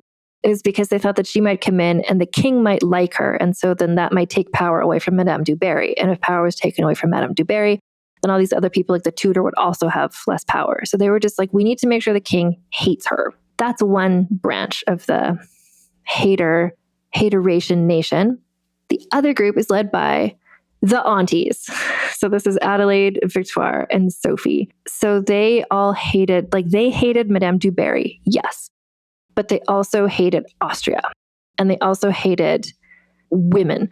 So they hated Marie Antoinette because also they thought she was going to come in and the king was going to like her, and that would give them, the aunties, less power as well. So all of these groups, like both branches of hateration nation, wanted this marriage to fail, by which they meant they wanted Marie Antoinette to be such a mess, to make so many like gaffes and etiquette mistakes, and ideally not get pregnant, that she could be sent back to Vienna and they could just get rid of her. So they were primed and ready to just like not help her succeed, to make her be so hated that she could never succeed, so that all of them could have more power because they were all assholes. So just a reminder as well, the reason why Hateration Nation was able to reach this point of extreme hatred was because, again, remember the king, golf king. And again, by golf, he wasn't playing golf, he was hunting and he was banging whores. He was like the lame duck king. He was not doing anything. And he never went out in public because he knew everybody hated him. And everybody hated him because he was a do-nothing king who was just playing golf all day. He also had done some unpopular reforms, like when he decided to give a shit, he was just like, do this. And then like stuff just happened, but no one really. So he was kind of a tyrant who just pushed through what he wanted. And then the rest of the time he was just playing golf. And that doesn't remind me at all of any 2025 political figures, but that's what he was like. So but like the monarchy was so unpopular in the rest of France. Like in Versailles, everybody was always trying to get his attention and for him to give them favors, which he didn't really because he didn't give a shit. But everyone in the rest of France hated him because he was directly responsible for the country being in a state of Great Depression / recession. And he clearly didn't give a shit. And so that made people hate him. And people also hated Madame du Barry. Historically, the people of Paris. So it's sort of, Paris is its own ecosystem. It's like near Versailles, but it's separate. And then there's kind of like in the countryside, people are just kind of like, we're just farmers, whatever. So Paris is like the ecocenter, is that the word? Of like anti-king hatred. So whoever the royal mistress was, people usually hated. So usually the way that things worked, the way that things were currently working, is that there's a king and he has a wife, and the wife is just kind of like this boring nothing person, like is how she would seem. Like she would just dress kind of plain, she would host parties, she would have children, and that is her role. And she was not ever expected or suspected of having any sort of political motivations at all. Her whole job was just to be a womb, which is what Marie Antoinette was being sent to France to do, which is what all of her sisters were sent to other countries to do, to just be a womb and deliver babies. So the royal wife, that's her role, really, just kind of sit around, do some embroidery, and like mind your own business. The royal mistress was a powerful political role. So the royal mistress would have her household. There'd be like all kinds of jobs would be created to support the mistress and her household. And she was seen as having the political influence because she was the one that the king chose to be around. The wife was just there for like baby making, but the mistress was someone who the king liked to be around. So the royal mistress would have this political power. And so people saw the king playing golf all day and they're like, well, that's Madame du Barry's fault. So like there's always got to be a scapegoat, and it's almost always the royal mistress. So people hated him, people hated her, but they knew that the Dauphin was going to marry Marie, like by they, I mean the people of Paris. They knew the Dauphin was going to marry this Austrian princess. And so the people of Paris weren't necessarily being like, oh, ostrich bitch, we hate her. They're just like, oh, the young future of the monarchy. Maybe they represent the fact that Louis XV will die one day and we'll all be so happy. So they were just like happy to have young hot royals because there hadn't been a coronation in living memory for a lot of people, because Louis XV had been the king since he was a little boy.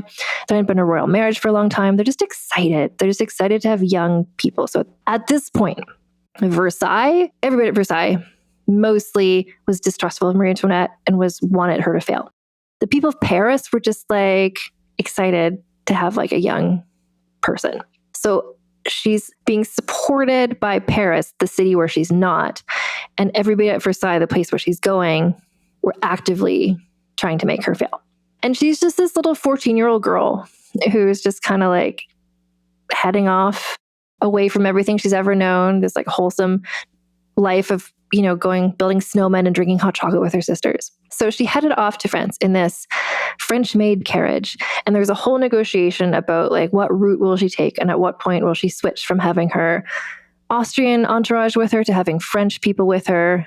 And so ultimately they decided that they made kind of a pop-up cottage on the border between Austria and France on this kind of like sandbar / island. So there had been a cottage there before from, I think it was when Louis XV's wife had come over like decades before, and they just kind of like zhuzhed it up a little bit. So because it was sort of abandoned cottage on a sandbar, they had to like quickly make it look nice. And the way that you made things look nice in this era was by hanging tapestries, which are embroidered murals, really. And so it seems like they just kind of were like, we need tapestries right now. Like, I don't care what they're of, like bring us tapestries to decorate this pop-up cottage. And so these included, because these were the ones I got, some potentially inappropriate imagery, specifically of the story of Jason and Medea from Greek mythology. Super quickly, the story of Jason and Medea from Greek mythology. Not Medea from Tyler Perry, Medea from Greek mythology. So they were a couple in Greek mythology. Jason and Medea got married, and then he left her. They had children, then he left her. And she was so mad that he left her that she killed her children, because she's like, I don't even want him to have the joy of these children. And then he was so mad that she killed the children that he then killed Medea. So one of the tapestries in this pop-up cottage was an image of Jason killing Medea. So it's like, hey, Marie Antoinette, welcome to this pop-up cottage where you're 14 years old and, happy marriage, Jason and Medea. But what's interesting is that Marie Antoinette, we do know later in her life, she did have imagery of Medea with her, like a pendant or something. So this story stuck with her or resonated with her in some way, seemingly.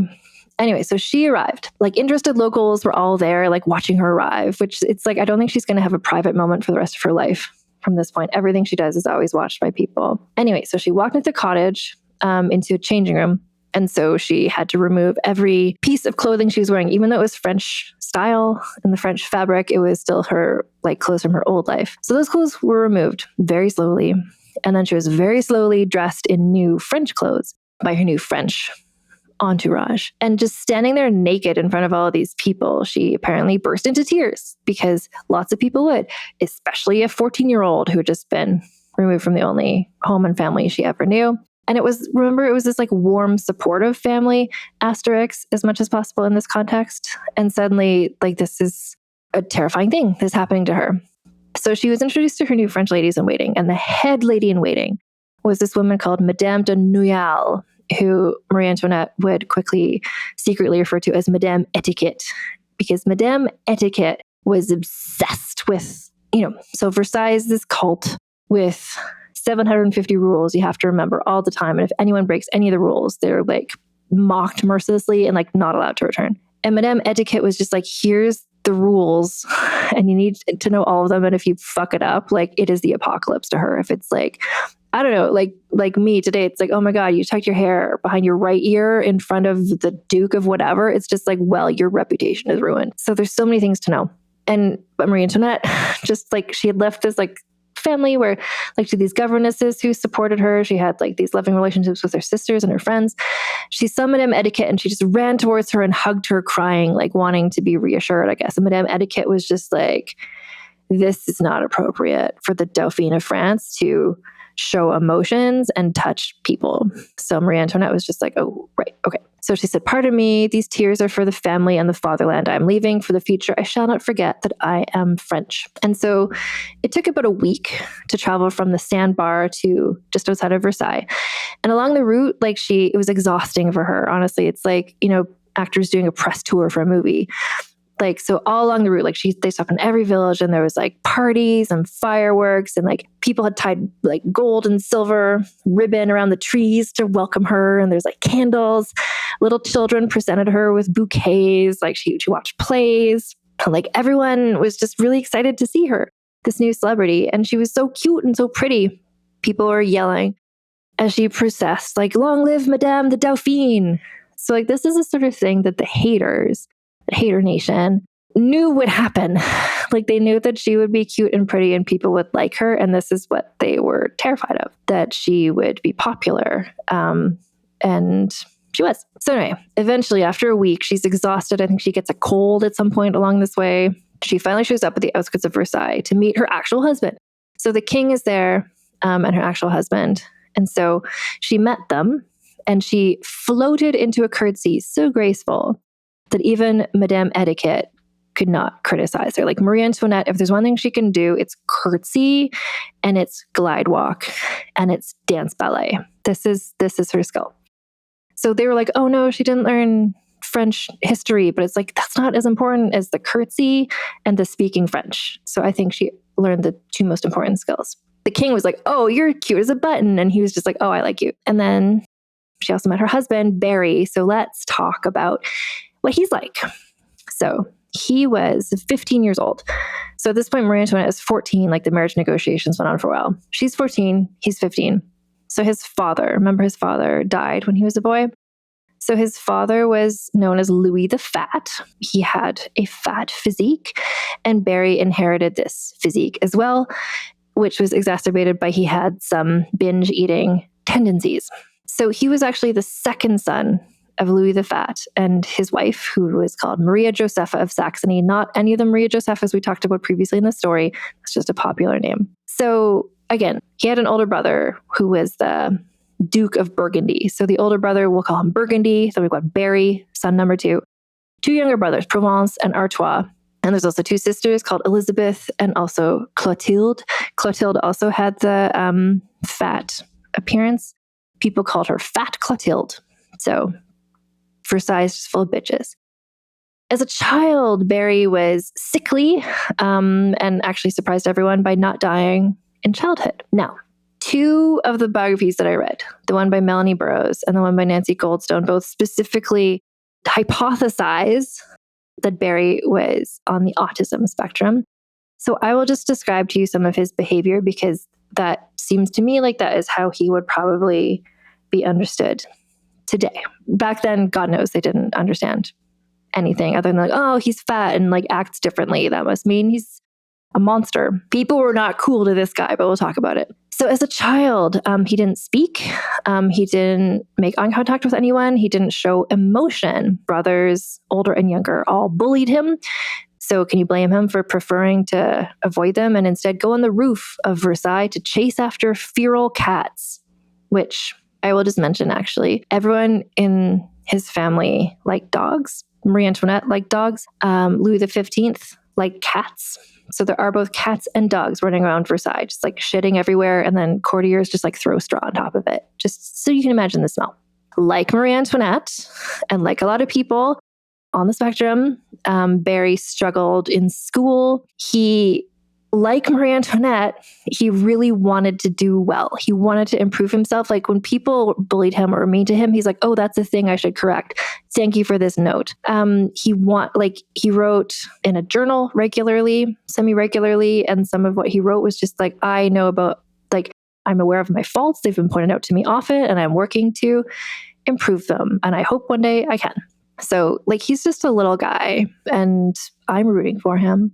He was also, it's kind of like, oh, these are the personality traits that you might look for in the heir to the throne, but he was not the heir to the throne. Remember, his father's the heir to the throne, and he has an older brother who would be next in line. He's just the second son. But when Barry was 7, his brother Burgundy died of tuberculosis, making Barry next in line to the throne. 4 years later, when he is 11, his father died of tuberculosis. So the two strong supporting characters in the saga are smallpox and tuberculosis. So suddenly Barry is 11 years old and he is suddenly the Dauphin of France. And everyone is just like, oh no. Because like of these siblings, of this sibling set, his youngest brother, Artois, is maybe the one who has the traits that people would most prefer in a king. He is charming and affable and intellectual and like handsome.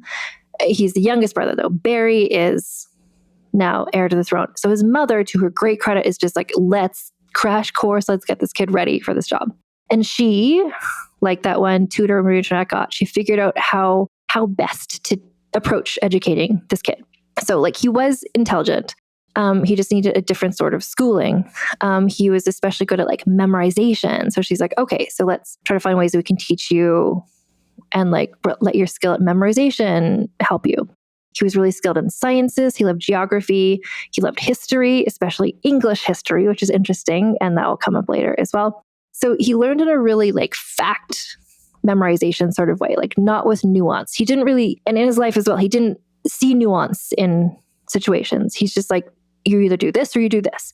And this is the right way to do it. And this is the wrong way to do it. And that's kind of how he approached everything, which is not how you're going to thrive in Versailles. So his mother encouraged him to keep a private diary so he could write down kind of like things that happened and he could look back at his experiences and maybe learn from his experiences, which is not really how he used the diary, but he did keep it for the rest of his life. And he wrote, not every day, but really just like one sentence every now and then. Usually what he would write were just the results of he went hunting and how did he do. Hunting was a hyperfixation of his, an interest of his, which, you know what, in this era and time and place, hunting was seen as like a thing that kings should do. So this is a kingly thing that he actually was interested in. So, but mostly his diaries, mostly just kind of like, I shot 2 deer today, or like nothing. Like famously on some days where a lot of stuff happened, but he didn't shoot anything while hunting, he just writes rien, which means nothing.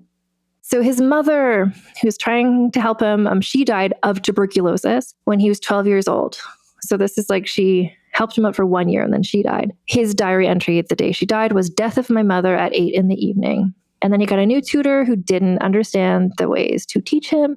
The new tutor just made him like copy out like church or like Bible passages.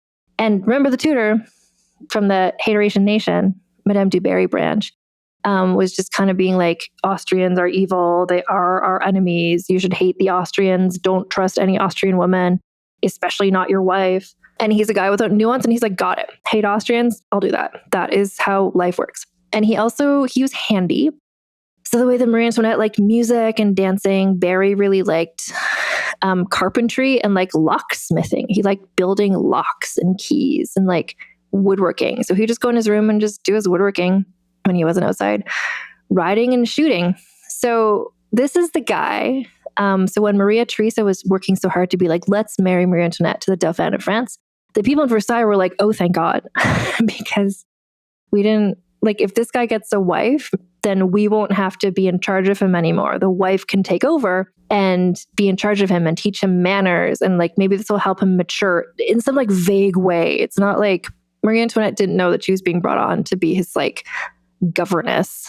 But everyone in Versailles was like, great. If she comes, then he doesn't have to have a tutor anymore. None of us have to hang out with him. Like she can just be in charge of him now. Fantastic. Like he would now be her problem, not ours. Great. So there's not a lot of succession planning in French royal court. Like the king is off playing golf. Nobody wants to train Barry. And one of the reasons why people don't want to train Barry to be a good king is because they thought, well, if he just seems like a bad king, maybe he can be supplanted and we can put Artois, the guy who we all think should be the king, in his place. So let's just like not teach him how to be the king. Great. So this is who Marie Antoinette met. Like she and he were both just little sweet babies who all the bitches at court were secretly already plotting against. He didn't say anything to her as they rode in the carriage together into Versailles, having met for the first time. In his diary that day, he wrote, I met Marie Antoinette today, basically. So en route, Marie Antoinette, they stopped to have like dinner with different people. So she met members of her new family, including the aunties, who were like, oh my God, Marie Antoinette, so nice to meet you. You should trust us and we can be your new mentors and honorary mother figures. And she had never been tricked by anyone in her life. And she's like, fantastic. That's great. Thank you. So it's really like Katie Heron showing up at the beginning of Mean Girls and just doesn't understand that people can be bitches. She also met this guy who is Barry's cousin, Philippe, the Duc d'Orléans, who is going to be, he's going to be doing a lot in this story. So just remember that name. And I will just let you know that this guy, the cousin, Philippe, also thinks maybe he should be king instead of Barry. So he's also actively working against Marie Antoinette. She had dinner with a bunch of family members, and Madame du Barry was there as well. And Marie Antoinette had not been told who that is. So like whoever she's sitting next to, probably the aunties, I don't know. We're just being, oh, that's that guy, and that's that guy, and that's Philippe d'Orléans. And then Marie Antoinette was like, oh, but her over there, that like beautiful person, like what is her role here at court? Madame du Barry. And what her companion said was, oh, her role is to amuse the king, which is like innuendo. Marie Antoinette doesn't know what innuendo yet. She's just like, well, I shall be her rival because I too want to amuse the king. So a little embarrassing for her, but she didn't know it was embarrassing. Anyway, but again, what all the haters were worried about, like she's beautiful, she's charming, she's so graceful, and everybody is just like, people not from Hateration Nation are just like, oh, she's great actually.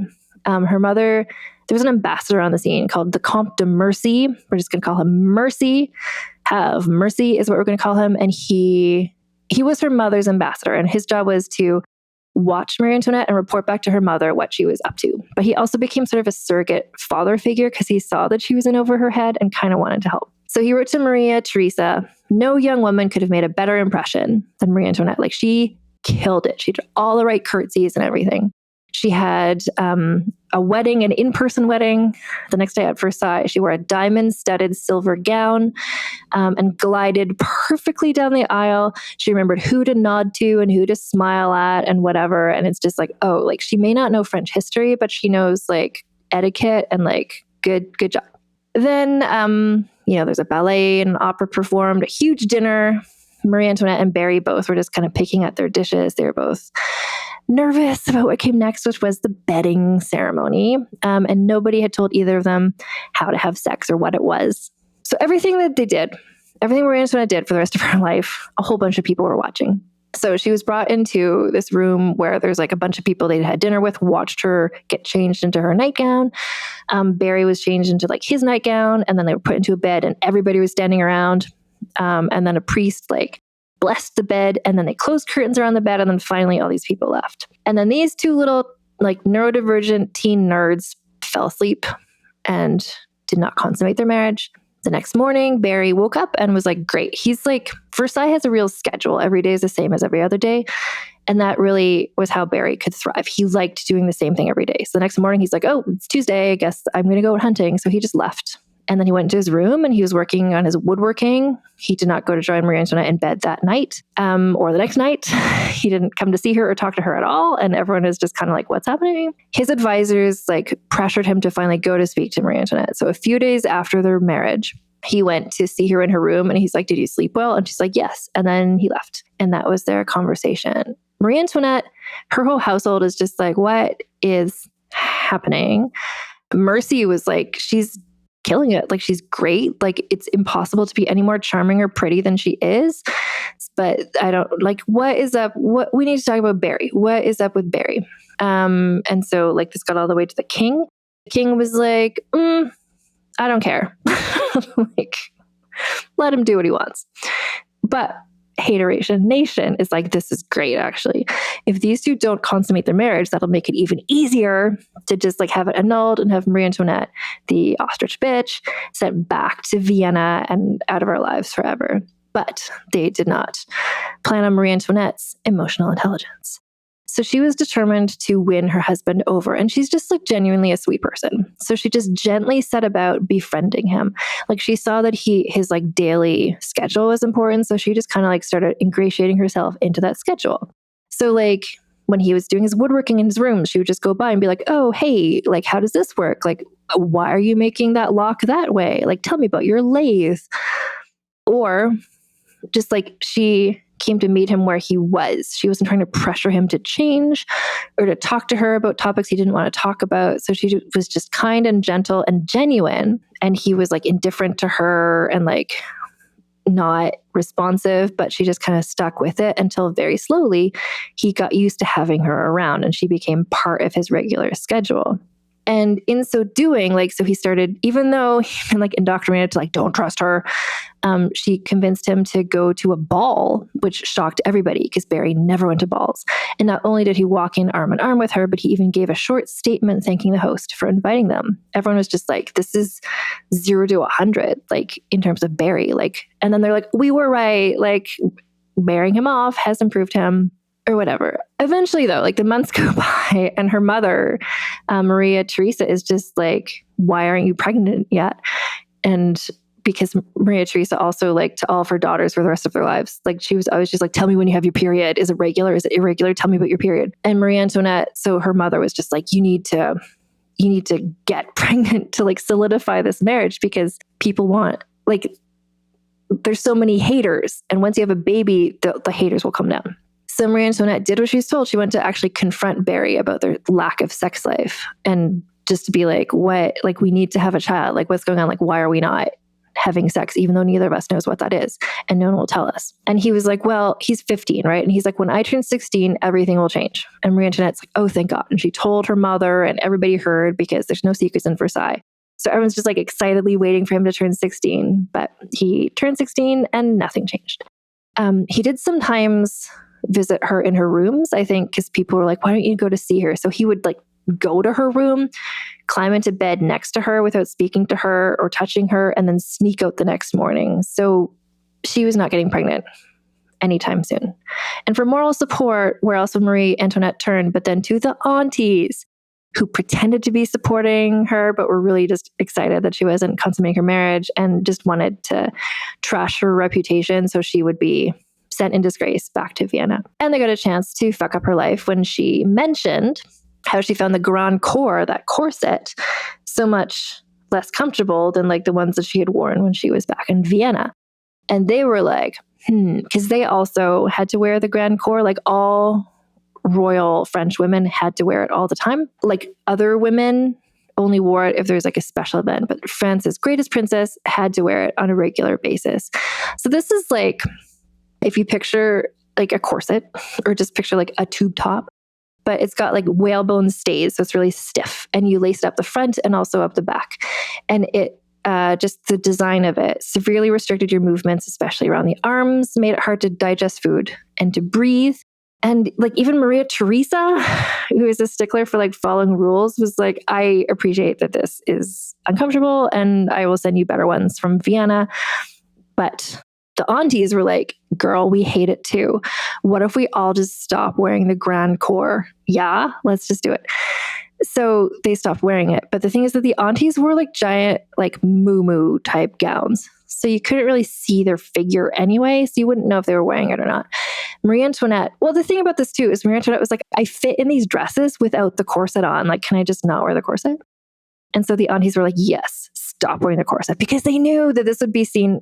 Like what I'm thinking of is, if you will recall, if you were paying attention at this time to when Meghan Markle first joined the royal family, it's like, oh my God, she wore this color nail polish. Like, oh my God, she like, I don't know, her hair is in a bun. Like all these things. Like if somebody wants you to hate somebody, like the British tabloids wanted people to hate Meghan Markle, Megan Sussex, like then they can, anything that she does, you can twist around to be like, look, she doesn't deserve to be here. Like she's all wrong. And this is similar to what the aunties were doing with Marie Antoinette.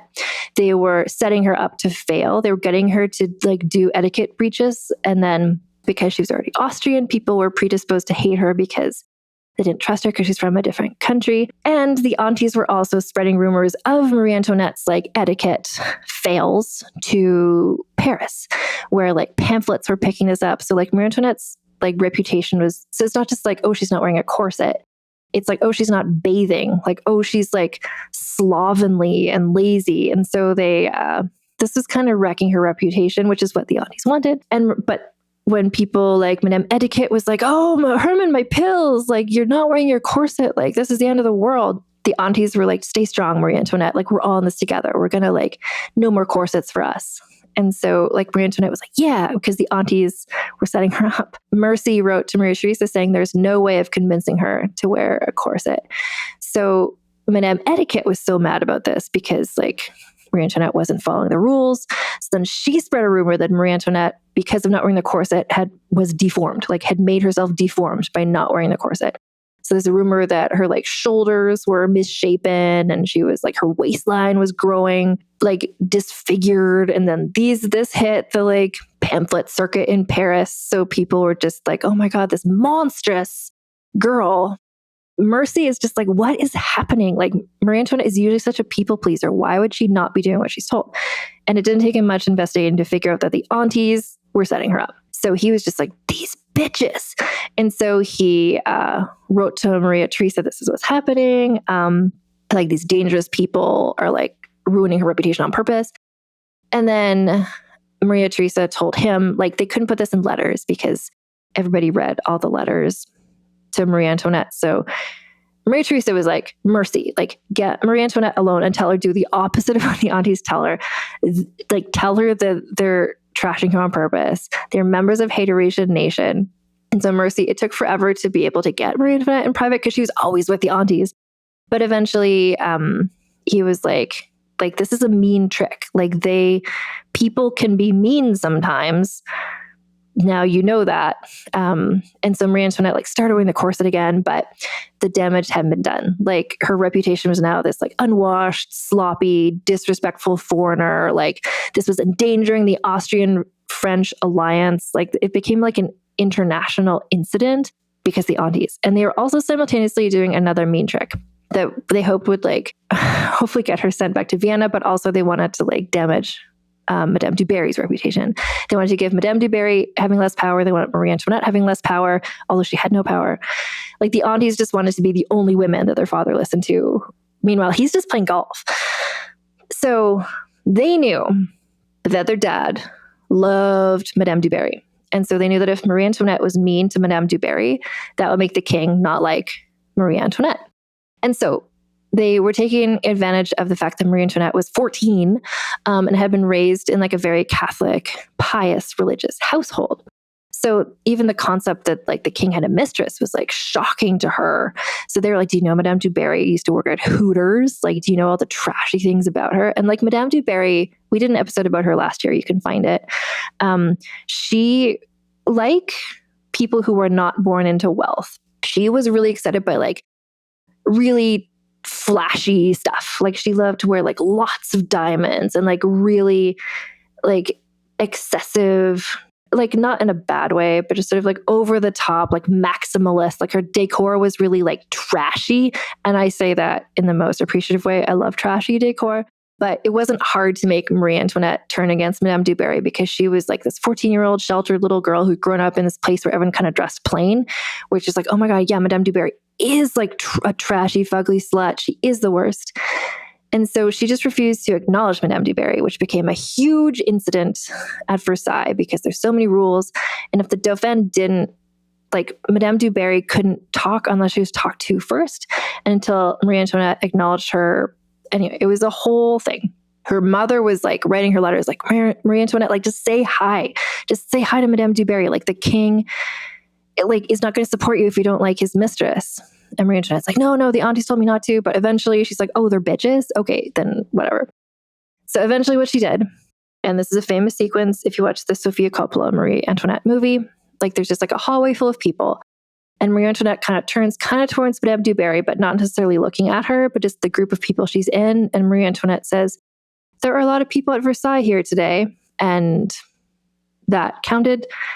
She had now acknowledged Madame du Barry, like this crisis had ended. And she was just like, she got there at first. She's like, I'm supposed to be, like, my mother told me, like, I'm the luckiest of all my sisters. This is the most luxurious, like every princess and all of your wishes, she was me. But this place sucks, like every second of every day. Like Versailles was open kind of like a museum. Like anybody could go there as long as you like wore a tie sort of thing. Like people were constantly walking around Versailles in a way that sounds bananas to us these days.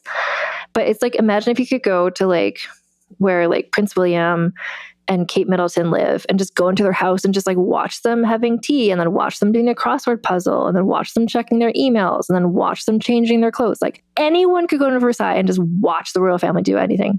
That was the vibe. So Marie Antoinette just like gets up, and there's like a crowd of people there, and she gets dressed, and then she had to dress in the Versailles way. And part of that was like she had to put on her makeup, sort of like how Chapel Rowan sometimes is, like white, covering her face, even though her skin was like fresh and like peaches and cream complexion. And she's 14, glowing, like great skincare regime. And she had to put blush on her cheeks in like 2 circles, like to make herself look almost like a marionette doll.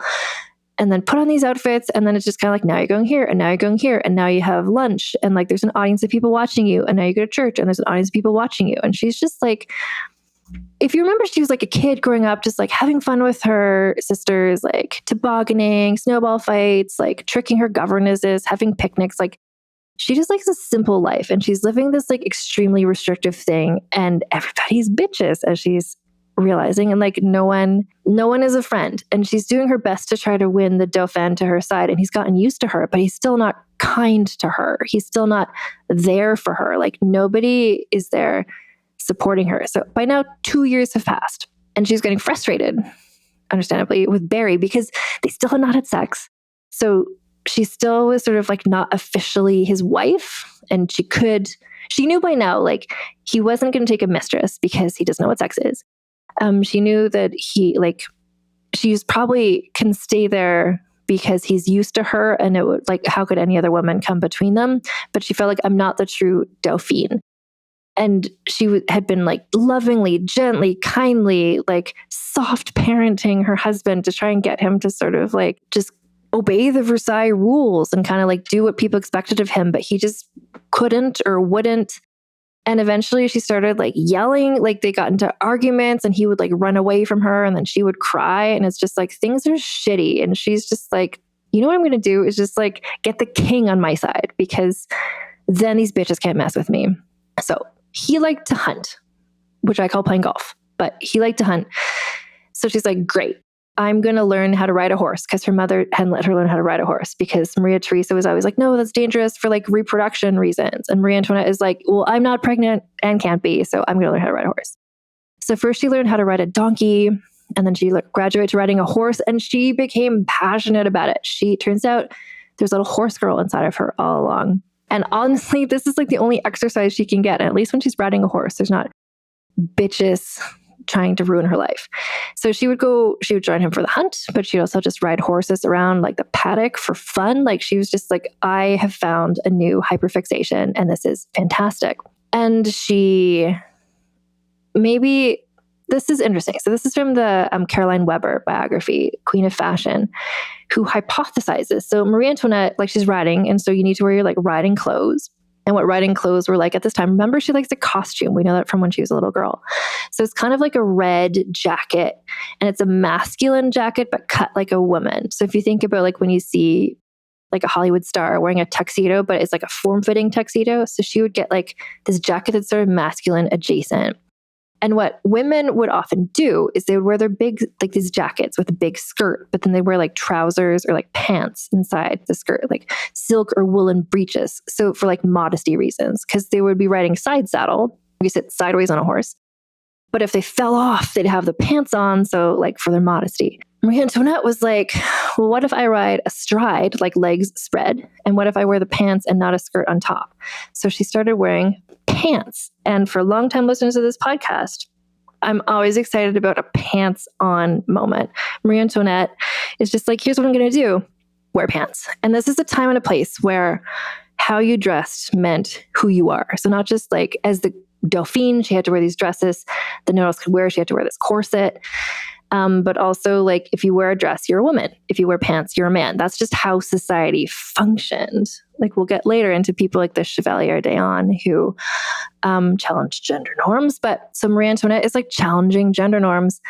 Actually, the first French royal woman to wear the trousers inside the skirt was actually Catherine de Medici a few hundred years earlier. So she was just like, Marie Antoinette is effectively in this time and place cross-dressing. Her mother was just like, what? Madame Etiquette is just like, like, oh my God, the apocalypse is coming.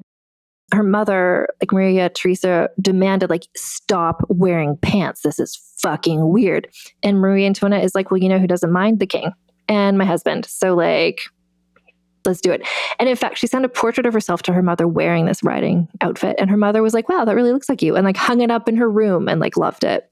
So Marie Antoinette is just like doing what she can. Like remember when I said like Barry's mother was just kind of like a boring person, seemingly, who just kind of dressed plainly and had children, and that was her whole job. Marie Antoinette's whole job is supposed to be having children and raising them, but she wasn't having children. So she was just bored all the time. So she's horseback riding. She's just trying to figure things to do and no one knows what she should do because they're not having sex. She doesn't have children. It's all really confusing. But Barry is a guy who likes routine. He likes things to stay the same. And he's like, well, this is the new normal, I guess. And he's not going to change anything. Eventually, so she's, 3 years into the marriage, she was permitted to go into Paris for the first time. So traditionally, usually the Dauphine would enter Paris formally at the time of her marriage. So this would have happened 3 years ago, but nobody, it's a cult with no leader. Like no one got around to that. So it was herself who went to the king to be like, can I do this Paris thing, please? And he's like, fine. So Marie Antoinette, Barry went to Paris for an official state reception. And so remember, the people in Paris hate the golf king. They hate Madame du Barry, but they're psyched to see these hot young teens. They're just like, oh my God, the existence of these two people means that Louis XV will die one day, and that makes us happy. So it wasn't about Marie Antoinette and Barry themselves. It was just the fact that they represented that Louis would die one day. So she was given, it was a whole thing, like something like 50,000 people turned out. Like they're so excited to see her. She was given keys to the city. And recurring characters in our French Revolution episodes, the market ladies were there. Market ladies, I want to say, often came up to Versailles just to watch. Versailles was like a little day trip that the market ladies like to do. So these are like the women in the market who sell produce and like bread and whatever. And they presented them with bouquets of flowers and also of produce. Imagine that, a bouquet of produce. Like the market ladies are just like, we ride for you. That's the origin story of the market ladies. Everyone was cheering for them. People were so happy. People were just like loving it. And Marie Antoinette was just like, oh my God, the people love me, because she didn't realize that they just loved the concept of someone who is not Louis XV. But she's like, wow, I barely even did anything and they love me. I'm killing it at my job of Dauphine. But also she loved Paris. She was like, this is the biggest city she'd ever seen. She'd never seen this many people before. And she was like, wow, and the people love me. I'm so happy. And like, even she got Barry to like wave a little bit. And she's just like, oh, this is great. It's like how many young women go to Paris and they're like, this is the greatest place I've ever been. But the thing is, everybody was so excited for them because they had so much expectations. They were like, when these two take over, when they become king and queen, everything's going to be better. Which is like, you don't know that, but that was the really high expectation they had of them. And the thing about expectations is when they're not met, then people might get angry. But that's a little foreshadowing for you. 10 months later, 10 months after this Paris trip, Louis XV came down with a fever, and then spots appeared. And yes, friends, smallpox. Smallpox spread through Versailles. So everybody kind of fled to not get smallpox, except for the aunties, to their credit, stayed by his side to nurse him. And they all caught smallpox, but like a milder version of it. And they survived, unfortunately. And Marie Antoinette and Barry were just like, if he dies, we're fucked. We are not ready to be king and queen. No one's taught us how to do anything. Like, please let him not die. So when it seemed like he was going to die, Louis was just repeating, I feel as though the universe will fall on me. And the two of them just spent all their time, like 24 hours a day in the chapel, praying that the king would get better because they did not want to be king and queen yet. And then they were praying so much, then they had to sleep because they had to rest because they were tired from praying all the time. And so they were just like napping when they suddenly heard a sound that was like a huge loud clap of thunder. And what the sound was the sound of all the courtiers running from the king's room to their room to bow to Barry, who was now king because Louis XV had died. Barry was now Louis XVI. Marie Antoinette and Louis dropped down to their knees, like they fell to the ground crying and praying, oh God, guide and protect us. We are too young to govern.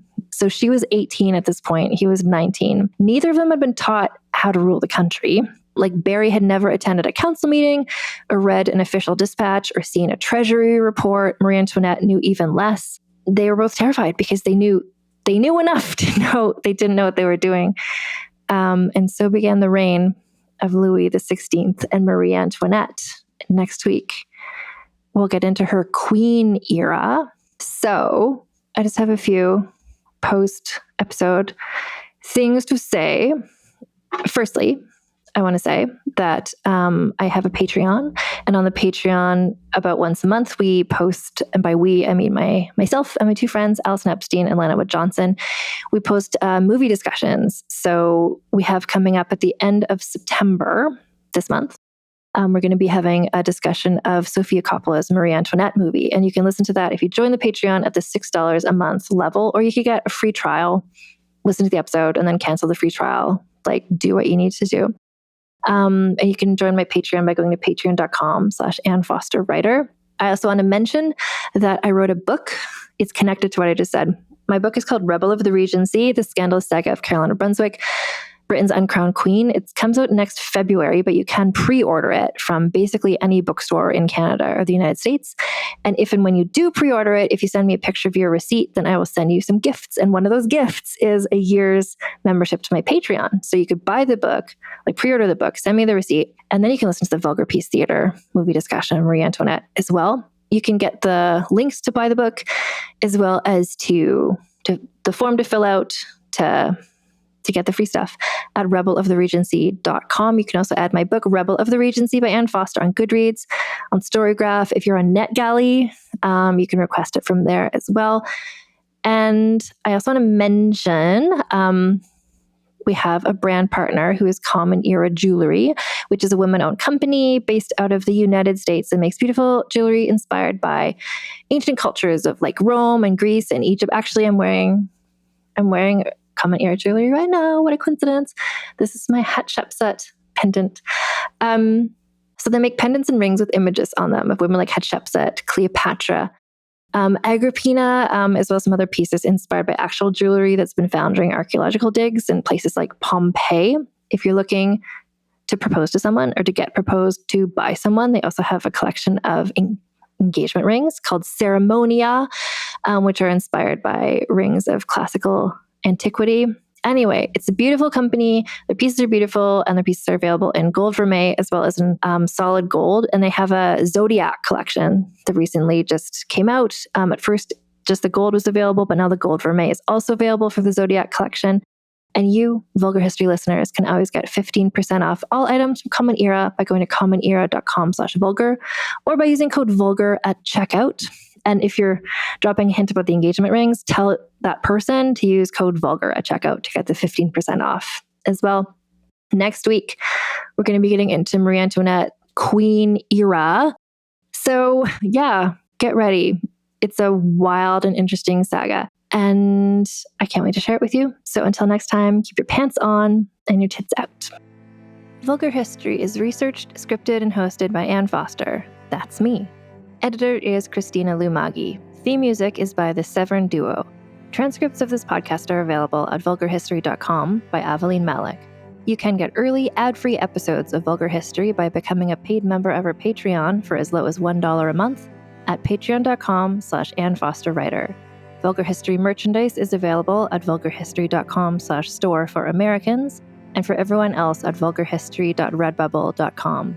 Follow us on social media at Vulgar History Pod, and get in touch with me via email at vulgarhistorypod@gmail.com. I'm Amy Nicholson, the film critic for the LA Times. And I'm Paul Scheer, an actor, writer, and director. You might know me from The League, Veep, or my non-eligible for Academy Award role in Twisters. We love movies, and we come at them from different perspectives. Yeah, like Amy thinks that, Joe Pesci was miscast in Goodfellas, and I don't. He's too old. Let's not forget that Paul thinks that Dune 2 is overrated. It is. Anyway, despite this, we come together to host Unspooled, a podcast where we talk about good movies, critical hits, fan favorites, must-sees, and in case you missed them. We're talking Parasite to Home Alone. From Grease to The Dark Knight. We've done deep dives on popcorn flicks. We've talked about why Independence Day deserves a second look. And we've talked about horror movies, some that you've never even heard of, like Ganja and Hess. So if you love movies like we do, come along on our cinematic adventure. Listen to Unspooled wherever you get your podcasts. And don't forget to hit the follow button.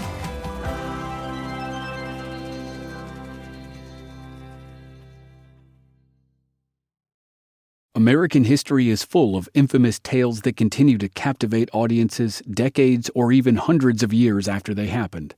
On the Infamous America podcast, you'll hear the true stories of the Salem witch trials and the escape attempts from Alcatraz, of bank robbers like John Dillinger and Pretty Boy Floyd, of killers like Lizzie Borden and Charles Starkweather, of mysteries like the Black Dahlia and D.B. Cooper, and of events that inspired movies like Goodfellas, Killers of the Flower Moon, Zodiac, 8 Men Out, and many more. I'm Chris Wimmer. Join me as we crisscross the country from the Miami drug wars and Dixie Mafia in the South, to mobsters in Chicago and New York, to arsonists, kidnappers, and killers in California, to unsolved mysteries in the heartland and in remote corners of Alaska. Every episode features narrative writing and cinematic music, and there are hundreds of episodes available to binge. Find Infamous America wherever you get your podcasts. The Old West is an iconic period of American history and full of legendary figures whose names still resonate today, like Jesse James, Billy the Kid, and Butch and Sundance, Sitting Bull, Crazy Horse, and Geronimo, Wyatt Earp, Bat Masterson, and Bass Reeves, Buffalo Bill Cody, Wild Bill Hickok, the Texas Rangers, and many more. Hear all their stories on the Legends of the Old West podcast. We'll take you to Tombstone, Deadwood, and Dodge City, to the plains, mountains, and deserts for battles between the U.S. Army and Native American warriors, to dark corners for the disaster of the Donner Party, and shining summits for achievements like the Transcontinental Railroad. We'll go back to the earliest days of explorers and mountain men, and head up through notorious Pinkerton agents and gunmen like Tom Horn. Every episode features narrative writing and cinematic music, and there are hundreds of episodes available to binge. I'm Chris Wimmer. Find Legends of the Old West wherever you're listening now.